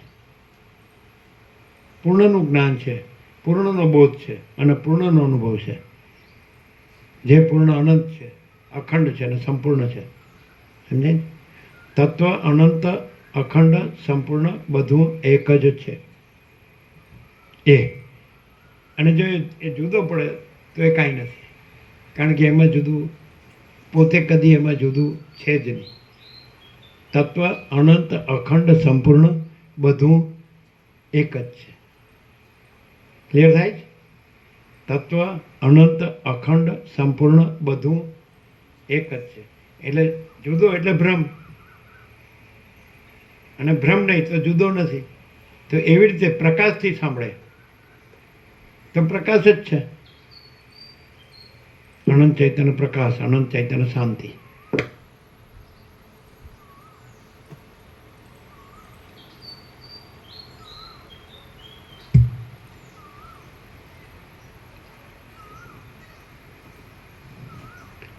હે રાજર્ષિ, આ બાજુ કમંડલું પડેલું છે, આ બાજુ દંડ અને કાષ્ટો છે, અને અહીં દર્ભાસન પડ્યું છે. આ મમત્વથી બંધન આપનાર અનર્થોના વિલાસમાં તમે શી રીતે આનંદ માનો છો? હે રાજર્ષિ, હું કોણ છું? આ સગળું શી રીતે ઉત્પન્ન થયું અને પાછું કોનામાં લય પામી જાય છે? એ વિશે કેમ કાંઈ વિચાર કરતા નથી? હે રાજર્ષિ, હું કોણ છું? આ સગળું શી રીતે ઉત્પન્ન થયું અને પાછું કોનામાં લય પામી જાય છે? એ વિશે કેમ કાંઈ વિચાર કરતા નથી?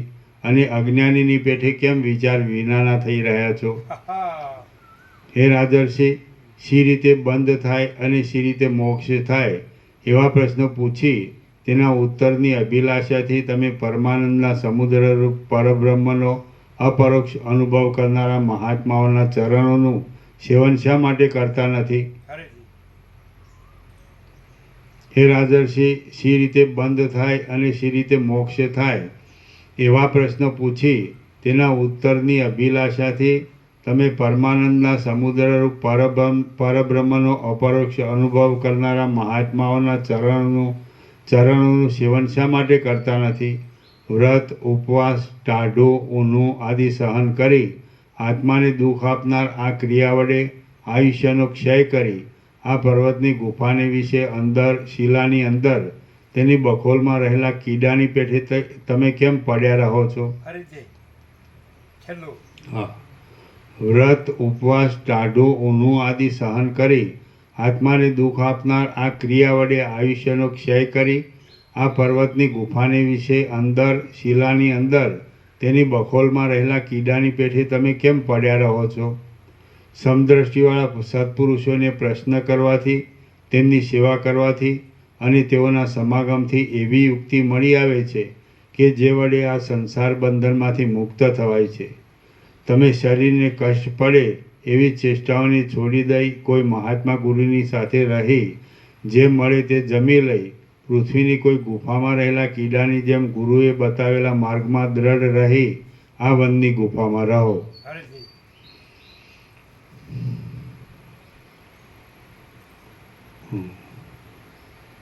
સમદ્રષ્ટિવાળા સત્પુરુષોને પ્રશ્ન કરવાથી, તેમની સેવા કરવાથી અને તેઓના સમાગમથી એવી યુક્તિ મળી આવે છે કે જે વડે આ સંસાર બંધનમાંથી મુક્ત થવાય છે. તમે શરીરને કષ્ટ પડે એવી ચેષ્ટાઓને છોડી દઈ કોઈ મહાત્મા ગુરુની સાથે રહી જે મળે તે જમી લઈ પૃથ્વીની કોઈ ગુફામાં રહેલા કીડાની જેમ ગુરુએ બતાવેલા માર્ગમાં દ્રઢ રહી આ વનની ગુફામાં રહો. વશિષ્ઠ બોલ્યા, એ પ્રમાણે દેવપુત્ર રૂપે જોવામાં આવતી પોતાની રાણી ચુડાલાએ બોધ આપવાથી આંસુથી જેનું મોઢું ભીંજાઈ ગયું હતું એવો શિખીધ્વજ રાજા નીચે પ્રમાણે બોલ્યો. શિખીધ્વજ રાજા બોલ્યો, હે દેવપુત્ર, અહો, આજે ઘણે કાળે આપે મને બોધ આપ્યો છે. આજે ઘણે કાળે આપે મને બોધ આપ્યો છે. હું માત્ર અજ્ઞાનને લીધે જ સજ્જનોના સંગ તરફ લક્ષ ન આપતા આ વનમાં આવી રહ્યો છું. મારા સર્વ પાપો ક્ષીણ થઈ ગયા છે એમ હું માનું છું, કેમ કે આપ જ અહીં પધારી મને બોધ આપો છો. હે સુંદર મુખવાળા દેવપુત્ર, આપ જ મારા ગુરુ, પિતા અને મિત્ર છો. હું આપનો શિષ્ય થઈ આપના ચરણમાં નમસ્કાર કરું છું. મારા પર આપ કૃપા કરો. જે આપ સારામાં સારું જાણો છો, જે જાણવાથી ફરી આ સંસાર ચક્રમાં આવી શોક કરવો પડતો નથી અને જેથી પરમ સુખમાં શાંતિ મળે છે, તે બ્રહ્મજ્ઞાનનો હવે તરત મને આપ ઉપદેશ કરો. ઘટ આદિ પદાર્થોના જ્ઞાનના અનેક પ્રકારના જુદા જુદા જ્ઞાન છે. તે બધામાં કયું જ્ઞાન સર્વથી શ્રેષ્ઠ છે કે જેથી આ સંસાર સાગર તરી જવાય?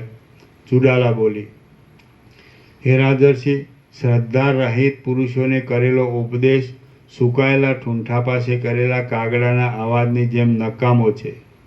હે રાજર્ષિ, શ્રદ્ધા રહિત પુરુષોને કરેલો ઉપદેશ સુકાયેલા ઠૂંઠા પાસે કરેલા કાગડાના અવાજની જેમ નકામો છે.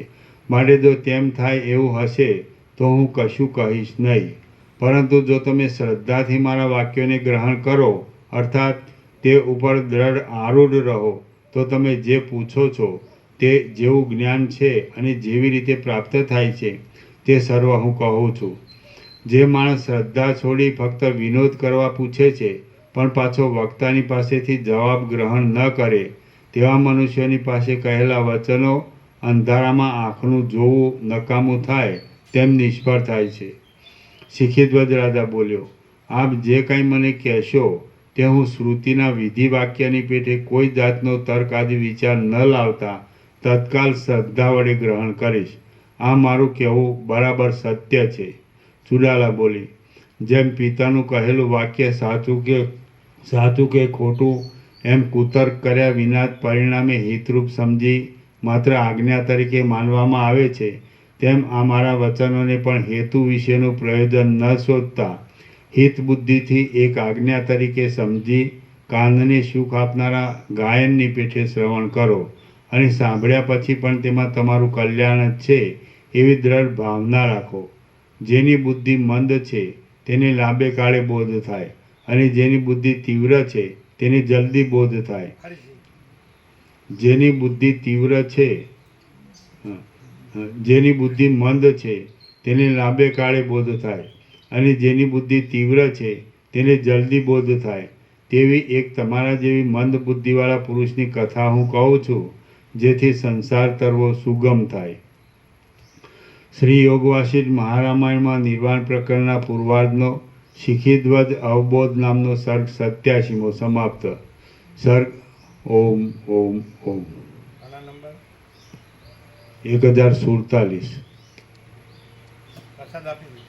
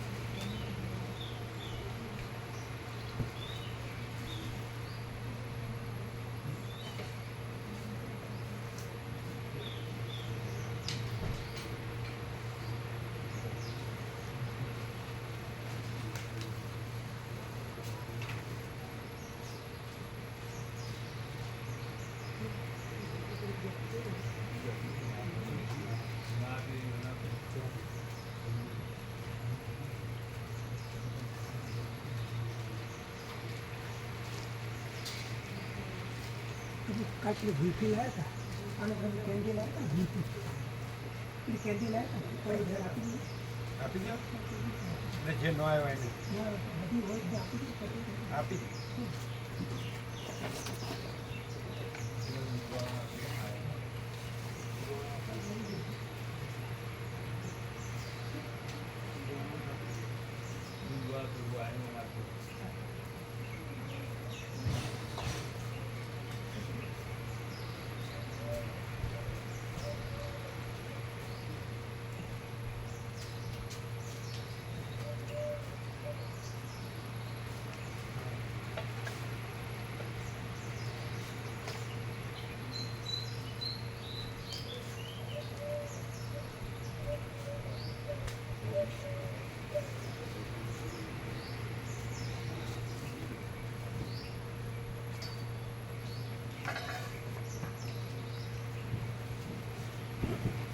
એમાં કીધું યજ્ઞ હતો હવન હવન શેને માટે?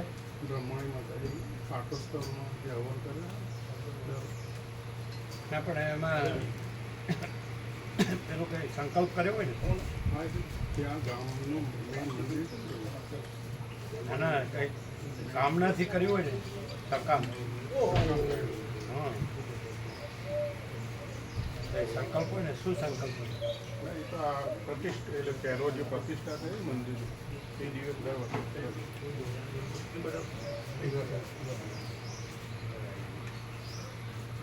એટલે એમનું મેઇન હતું તેમાં રામજી મંદિર બ્રહ્મણી બ્રહ્મણ ગામનું બ્રહ્મણી માતા પણ ગામનું મંદિર એટલે એમનો સમાજ નાનું છે મોટું મોટું મંદિર બનાવેલું.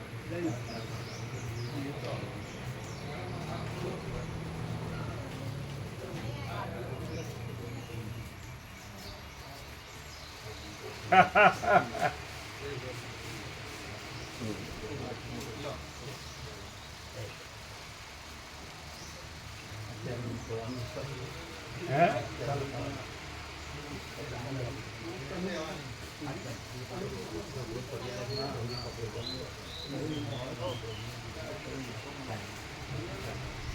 એને કામમાં જ આવતા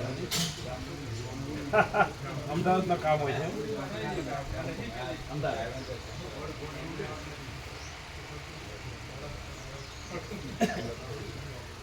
તો આ હજી આ ઉંમરે કામ કરે છે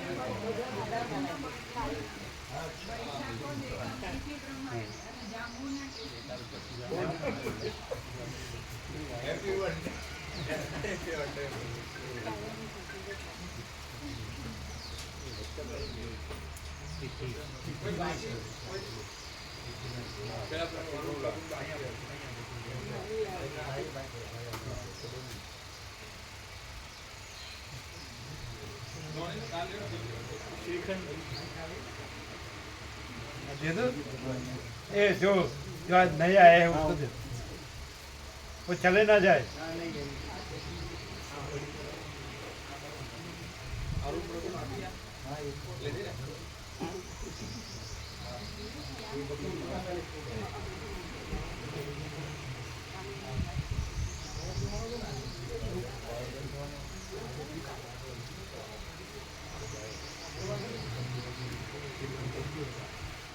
પૂર્ણમાં કદી અપૂર્ણ કે શૂન્ય સંભવે નહીં અપરિચ્છિન્નમાં કદી પરિચ્છિન્ન સંભવે નહીં ભાગ રહિતમાં કદી ભાગ સંભવે નહીં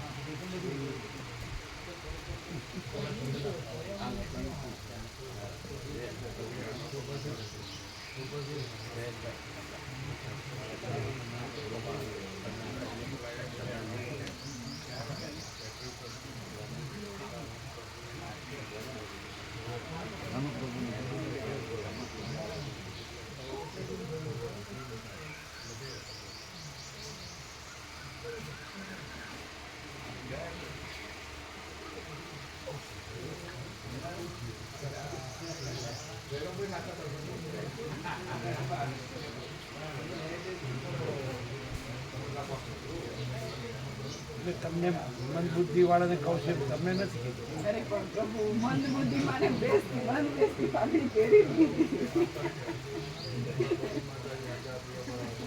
આટલો અજળ પ્રકાશ હોય પ્રકાશ મને આપવાના મેં વાત કરી નહીં આપવાનો પ્રકાશ આપવાનો. તો પછી મિસ્ટેક એવા છે નહીં ના હું આવું છું શું પ્રભુ રજા લો છો કે શું આવું 3-4 દિવસ એવું છે આવું આવું ભાઈબંધને મળવા જાય હા સ્વામીજીને પણ વાત કરી પણ ભાઈબંધને અહીં લેતા હતા ને જુદી વસ્તુ છે બે વસ્તુ ભેગી ન કરાય પ્રકાશ આપવાનો પછી બધાને આપવાના ના અત્યારે આમને જ થોડું થોડું બધાને આપો ના ના અત્યારે આમને જ ખાલી પ્રસાદ બાંટ કે પાવ એવું છે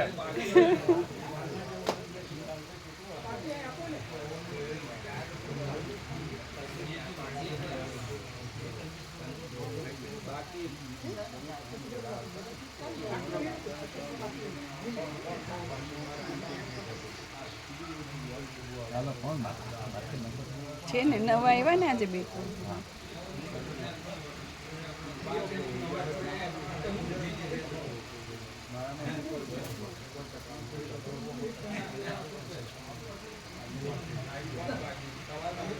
જો માણસ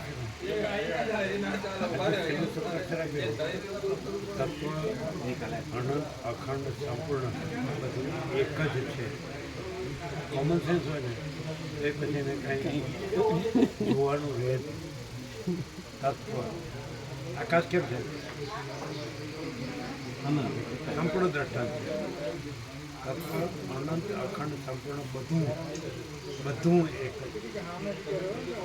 ગમે એવું મૂર્ખ હોય તો તે શાંતિ પામી જાય.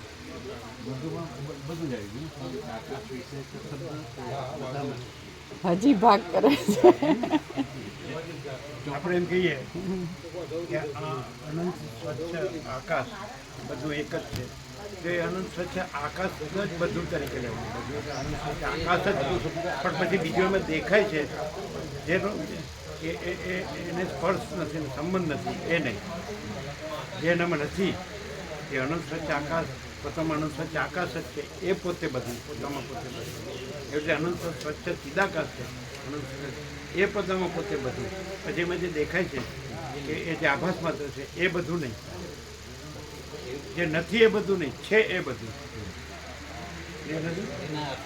એટલે ચિદાકાશ બધું, ચિદાભાસ બધું નહીં. ચિદાભાસ આભાસ, આ આભાસ કહેવાય અને ચિદાકાશ કહેવાય એ બધું. તો એ તત્વ, તો તત્વ અનંત અખંડ સંપૂર્ણ બધું એક જ છે. તો ચિદાકાશ અનંત અખંડ સંપૂર્ણ બધું એક જ છે. જો માણસ છે ને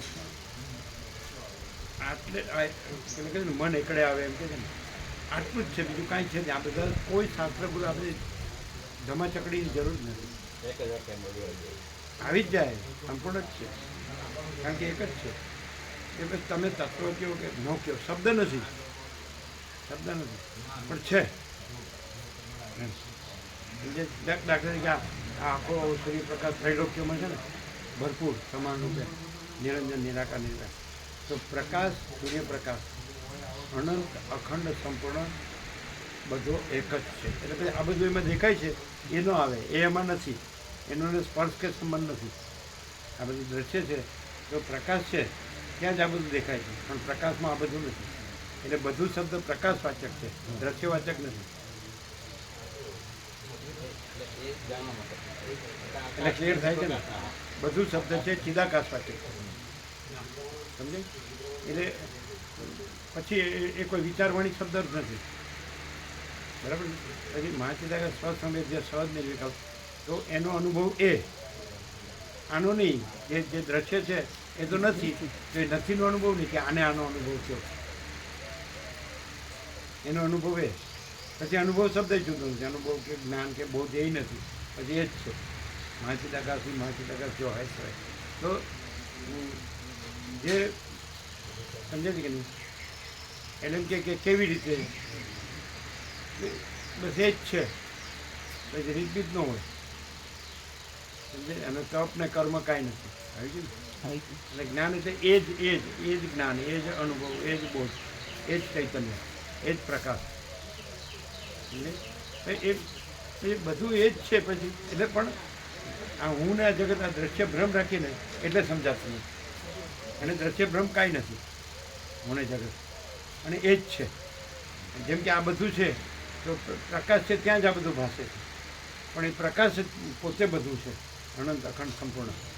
સમજે? અને આ બધું દેખાય છે એ કાંઈ નથી, એ પોતે કાંઈ નથી. એની પોતાનો સત્તા પ્રકાશ નથી. આભાસ છે એ મૂળ સત્તા પ્રકાશથી આભાસ છે, પણ મૂળ પ્રકાશ જે સત્તા પ્રકાશ છે એમાં આ આભાસ છે એનો પોતાનો કોઈ સત્તા પ્રકાશ નથી, માટે કાંઈ નથી. જેમ સ્વપ્ન છે ત્યાં ચિદાકાશ છે, ચૈતન્ય આકાશ છે, ચૈતન્ય પ્રકાશ, સત્તા પ્રકાશ. તો સ્વપ્નનો કોઈ સત્તા પ્રકાશ નથી, એમાં સ્વપ્ન છે તો એનો કોઈ સત્તા પ્રકાશ નથી, માટે એ કાંઈ નથી. અને પછી એ જ સત્તા પ્રકાશ છે, તત્વ એટલે સત્તા કહો. તો એ સત્તા અનંત અખંડ સંપૂર્ણ બધી એક જ છે. અને આની કોઈ સત્તા નથી પોતાની, કારણ કે એનાથી આ ભાષે છે પણ એમાં આ નથી અને આ પોતે કાંઈ નથી. સત્તા અનંત અખંડ સંપૂર્ણ બધી એક જ છે. તો એ પોતામાં છે, એમાં આ જે ભાષે છે એ કાંઈ નથી આભાસ. અને આભાસ છે એ પોતામાં કાંઈ નથી, કારણ કે એનો પોતાની સત્તા નથી અને એનો પોતાનો પ્રકાશ નથી. એકદમ 0-0 એક્ઝેક્ટ ચાર પાર છે. જ્ઞાનમાં આ બધું દેખાય છે પણ એ ત્યાં છે છતાં એનો એ જ્ઞાન છે, જ્ઞાન છે તો એ જે સત્તા છે હા, એ જ્ઞાન એમાં છે. થયું, હા. હા, તો જ્ઞાન અનંત વ્યાપક સમાન પૂર્ણ એકરૂપ, જ્ઞાન અનંત વ્યાપક અવૈયક્તિક સાર્વત્રિક. જ્ઞાન અનંત વ્યાપક સમાન પૂર્ણ એકરૂપ, જ્ઞાન અનંત વ્યાપક અવૈયક્તિક સાર્વત્રિક. એટલે આ વ્યક્તિને જ્ઞાન છે એમ ન કહેવાય. એ આભાસમાં છે, એનો કોઈ સત્તા પ્રકાશ નથી. એ એક જ સત્તા પ્રકાશ છે.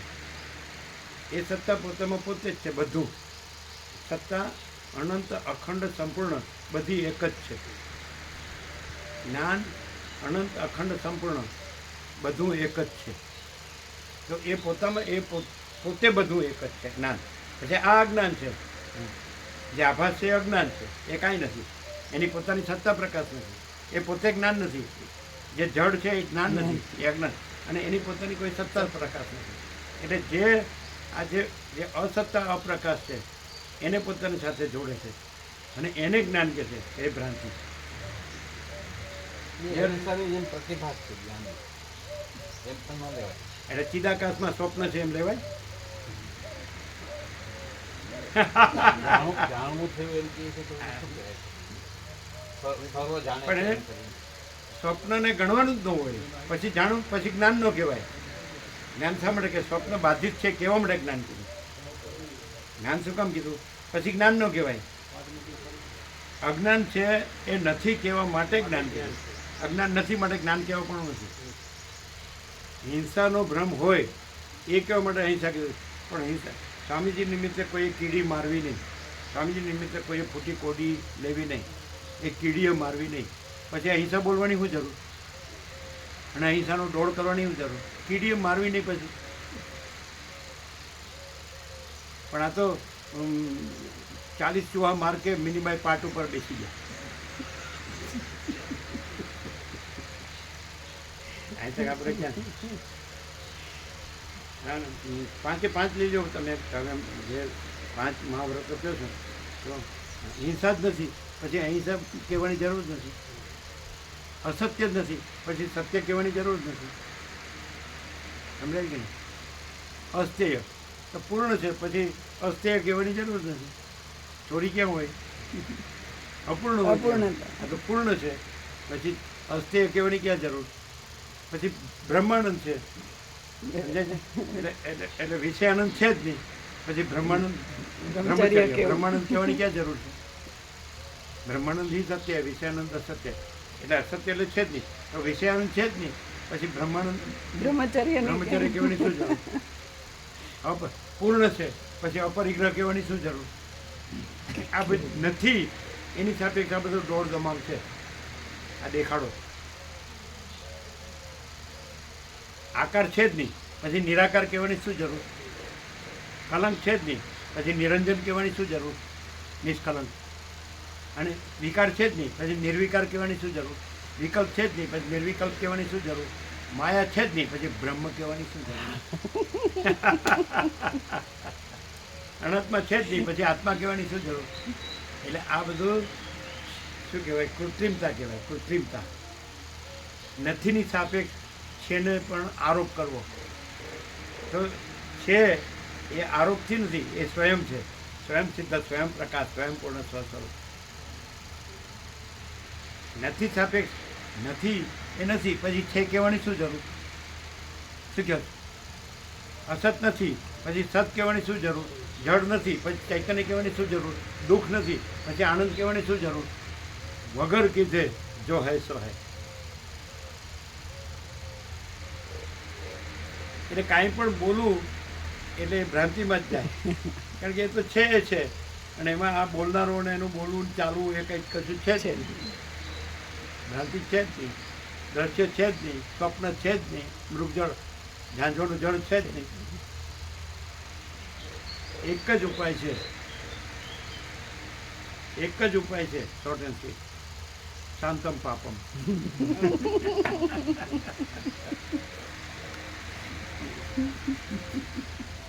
છે કે નહીં? કે બીજો કોઈ ઉપાય છે? એ ખબર નહીં. તમે બીજો શબ્દ લાવો એટલે એ કે ઠરવું, એટલે ગરમ થયું છે ઠરવાનું. મોંમાં થવું છે. આને આને મૂકવા જનારા. હવે છે એ શું કીધું? પહોંચાડનારા એટલે ઠેકાણા. હા, ઠેકાણે પહોંચાડનારા. તો સબકો દે દિયા ને પ્રસાદ. હવે જો એક મિનિટ કે ઉખડવું છે જ નહીં, પછી ઠરવું કહેવાની ક્યાં જરૂર?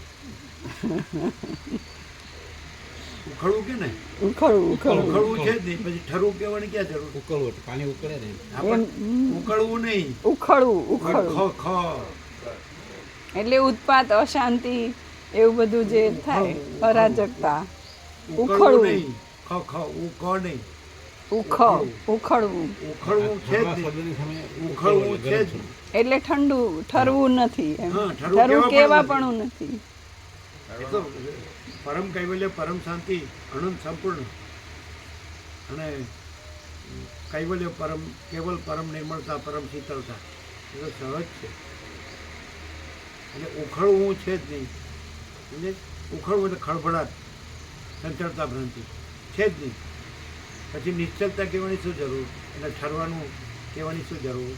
સ્થિરતા કહેવાની શું જરૂર? અસ્થિર છે જ નહીં, પછી સ્થિર કહેવાની શું જરૂર?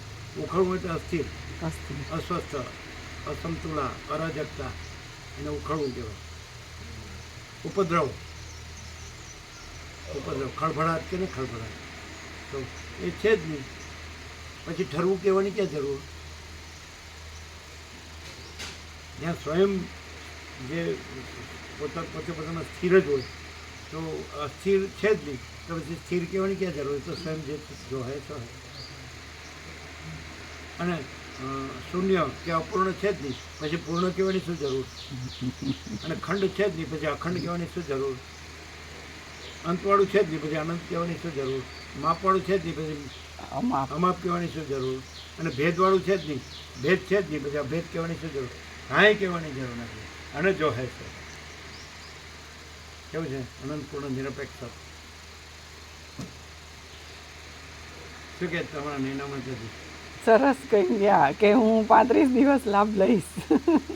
એના થઈ ગયું એમ કે પ્રભુએ કરી દીધું. અમે કાંઈ નહીં.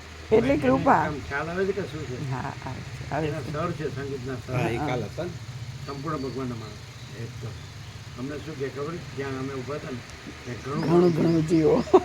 એટલે અમે એમ કીધું કે પેલા એના બેન ત્યાં હતા ને એનામાં અમે ઘણું ઘણું જીવશું તો આ બધા અમારા લોહી પી જશે.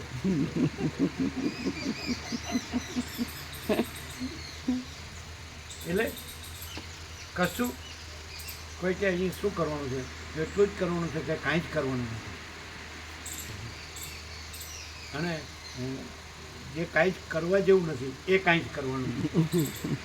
જે કાંઈ જ કરવા જેવું નથી એ કાંઈ જ કરવાનું નથી. સમજે? આ ભમ્યા કરવું એ કાંઈ જ કરવા જેવું નથી. જરાક આમ છે એટલે જઈ આવું, જરાક આમ છે એટલે જઈ આવું, જરાક આમ છે એટલે જઈ આવું. માતાજી એમના જોડે ચાલો અહીંયા કેમ કાંઈ નથી? અને બધું જ છે કે નહીં? તો કાંઈ નથી કહેવા પણ નથી, તો બધું જ છે કહેવા પણ નથી. સહજ, અકૃત્રિમ, નેચરલ એન્ડ નોર્મલ. તમે કોઈ પણ માણસને કહો 7 ખંડના 800 કરોડ નથી. સમજાય છે? તો 42મો રાઉન્ડ છે ને, પહેલા અક્ષરથી છેલ્લા અક્ષર સુધી વર્ષોથી અખંડ. તો અખંડ છે કે નહીં? તો કોઈ પણ ને કહો કે અખંડ આવો રહેશે. બધી વ્યવસ્થા છે, ખાલી ખોટી કોડીની જરૂર છે. ફૂલ પ્રસાદ લો, ફૂલ આનંદ મંગળ મારે. તારે આ બસ આ 1.5 કલાક બેસવાનું સવારે અને શાંતિથી રહેવાનું, શાંતિથી જીવવાનું, બીજું કાંઈ નહીં. બોલો એમાં કાંઈ ખોટું છે? એટલે એમ કહેવાનું કાંઈ ખોટું છે પણ ગયો. ત્યાં મારા બાપનું રાજ છે, મારા ભાનું.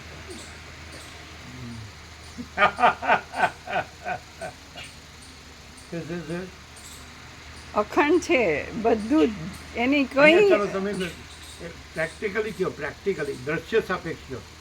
દ્રશ્ય સાપેક્ષ એક વસ્તુની ન્યૂનતા હોય, જે પૂર્ણ છે એ પૂર્ણ પ્રકાશ અહીં ન હોય, અને એના સિવાય બીજું કાંઈ હોય, અજ્ઞાન અંધકાર અહીં હોય કોઈ પણ જાતનો, તો તમે બતાવો તો જે માગો આપી દે.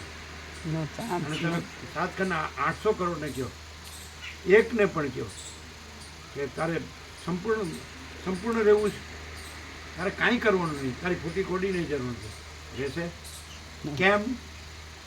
સળવળીઓ વાસના. વાસના.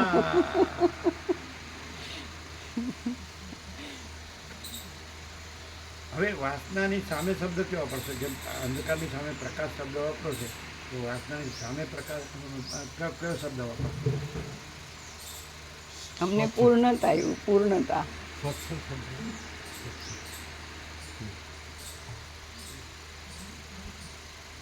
અખંડ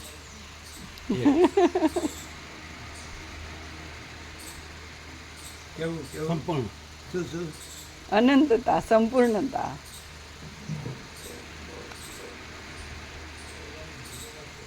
તમે કહો કે માણસને જે જોવે એ બધું જ અહીં છે કે નહીં, છે. અને ત્યાં ન જોવે એ બધું છે કે નહીં?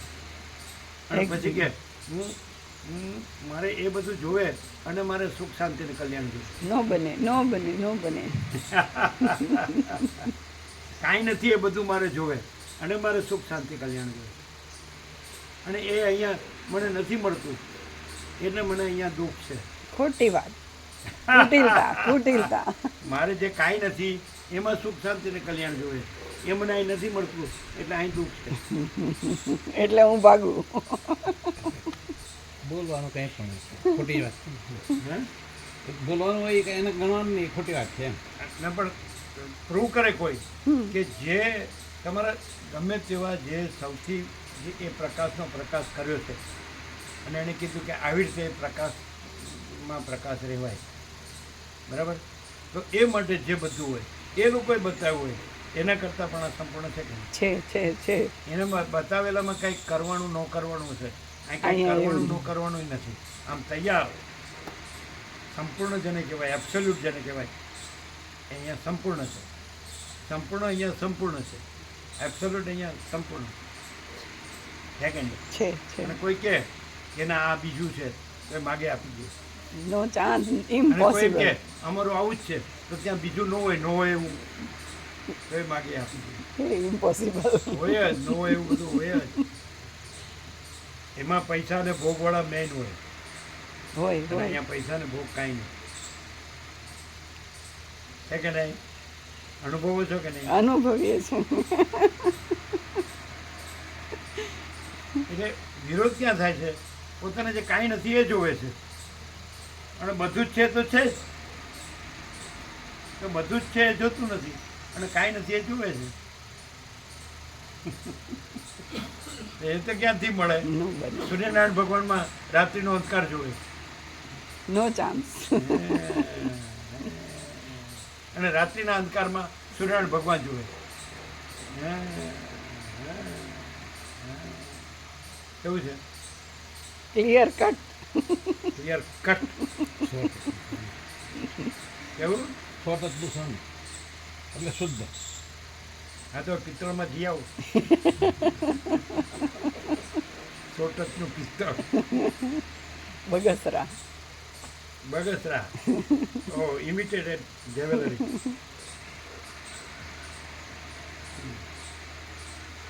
તમારા કાળુ પ્રભુ બગસરાના હતા? ચલાળા. ચાલા બગસરા દૂર નહીં ના ના બધું બાજુ એમ. 25-30 કિલોમીટર.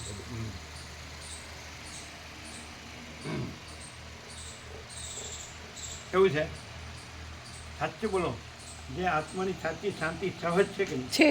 છે. અને જે એ છે જે તત્વ અનંત સંપૂર્ણ અખંડ બધું એક જ છે, એની સહજ પરમ શાંતિ છે કે નહીં? છે.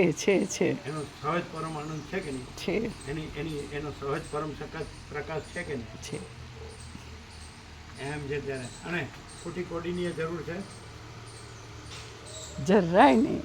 આ કોઈ ધમપછાડાની ભાગદોડની અને વળખાની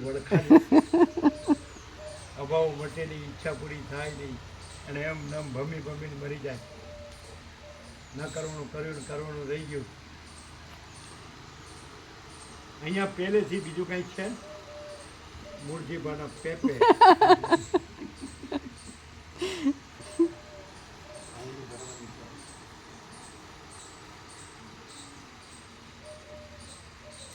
થઈ ગયું.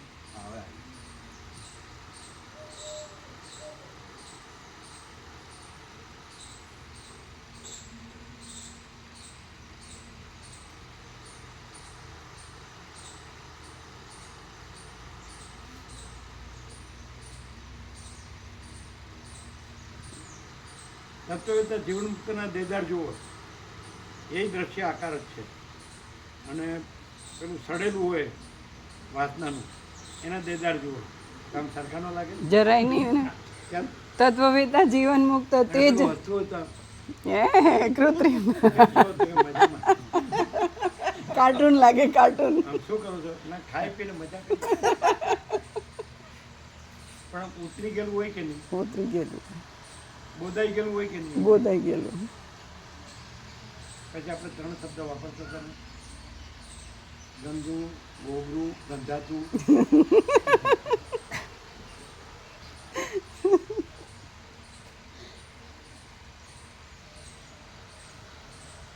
કનૈયો હા આઈનો કનૈયો શું કહેવાય? રખિયાલનો. હે? રખિયાલનો રખિયાલનો કનૈયો.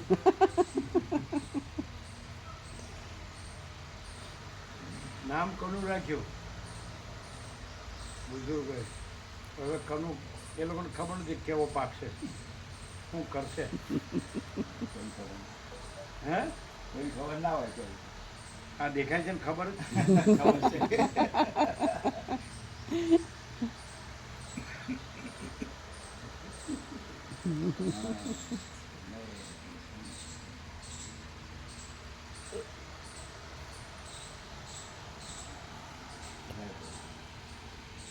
પ્રભુ પ્રભુ પહેલાં ફોન આવ્યો હતો શેરી માટે કામ જવાનું અમારે બીજા ખુશી પ્રભુ નથી.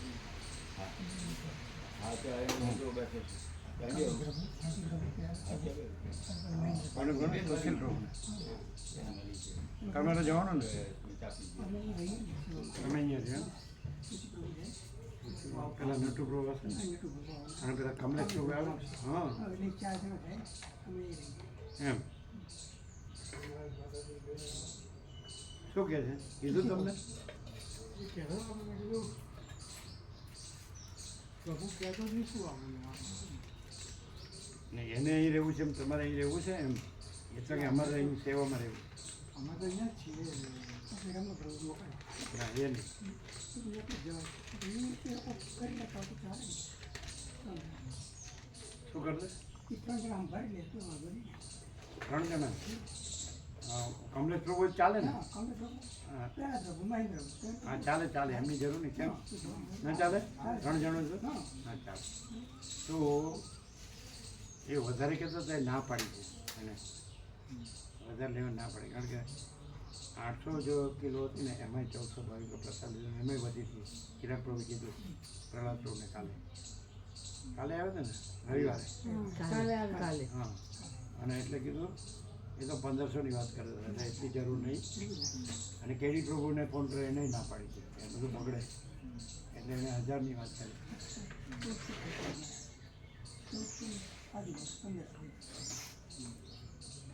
આને ખબર નથી. કાલે અમારી વાત થઈ એટલી નથી લેવાની. 1400 ભાઈ 800 જે 800 કિલોમાં 1400 એ લીધો ને વધી હતી 10 વધે અને એ તોય 1000ની વાત કરે એટલે એટલી બધી જરૂર નહીં. હે ચાલે. હા તો પછી ફોન કરીને કહી દઉં.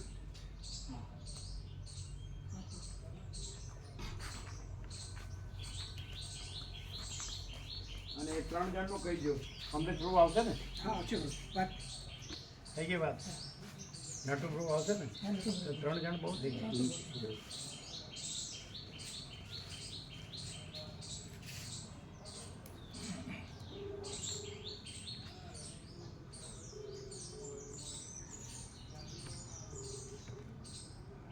ઓમ ઓમ ઓમ ઓમ ઓમ ઓમ.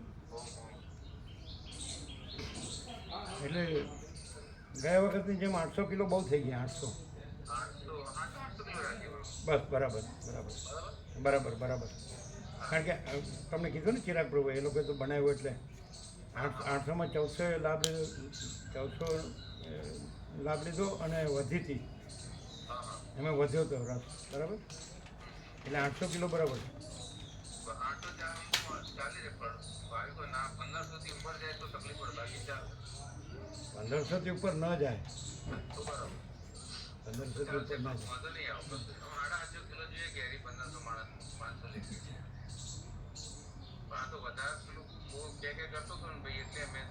એટલે શું 750 શું કીધું?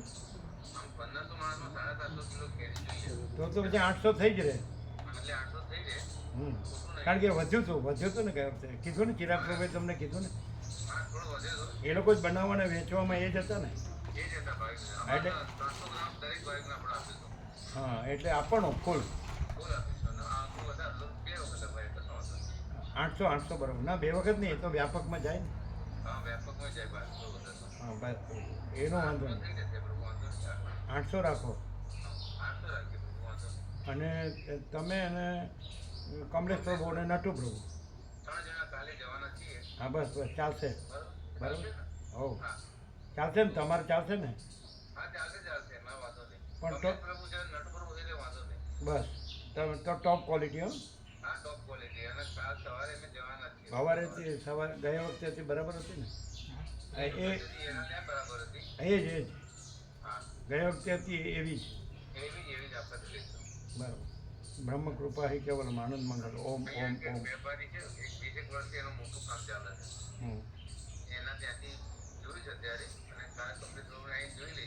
એટલે ઓરિજિનલ જોઈએ, ડુપ્લિકેટ નહીં. હા હા તો બધા 800 જ રાખો બરાબર.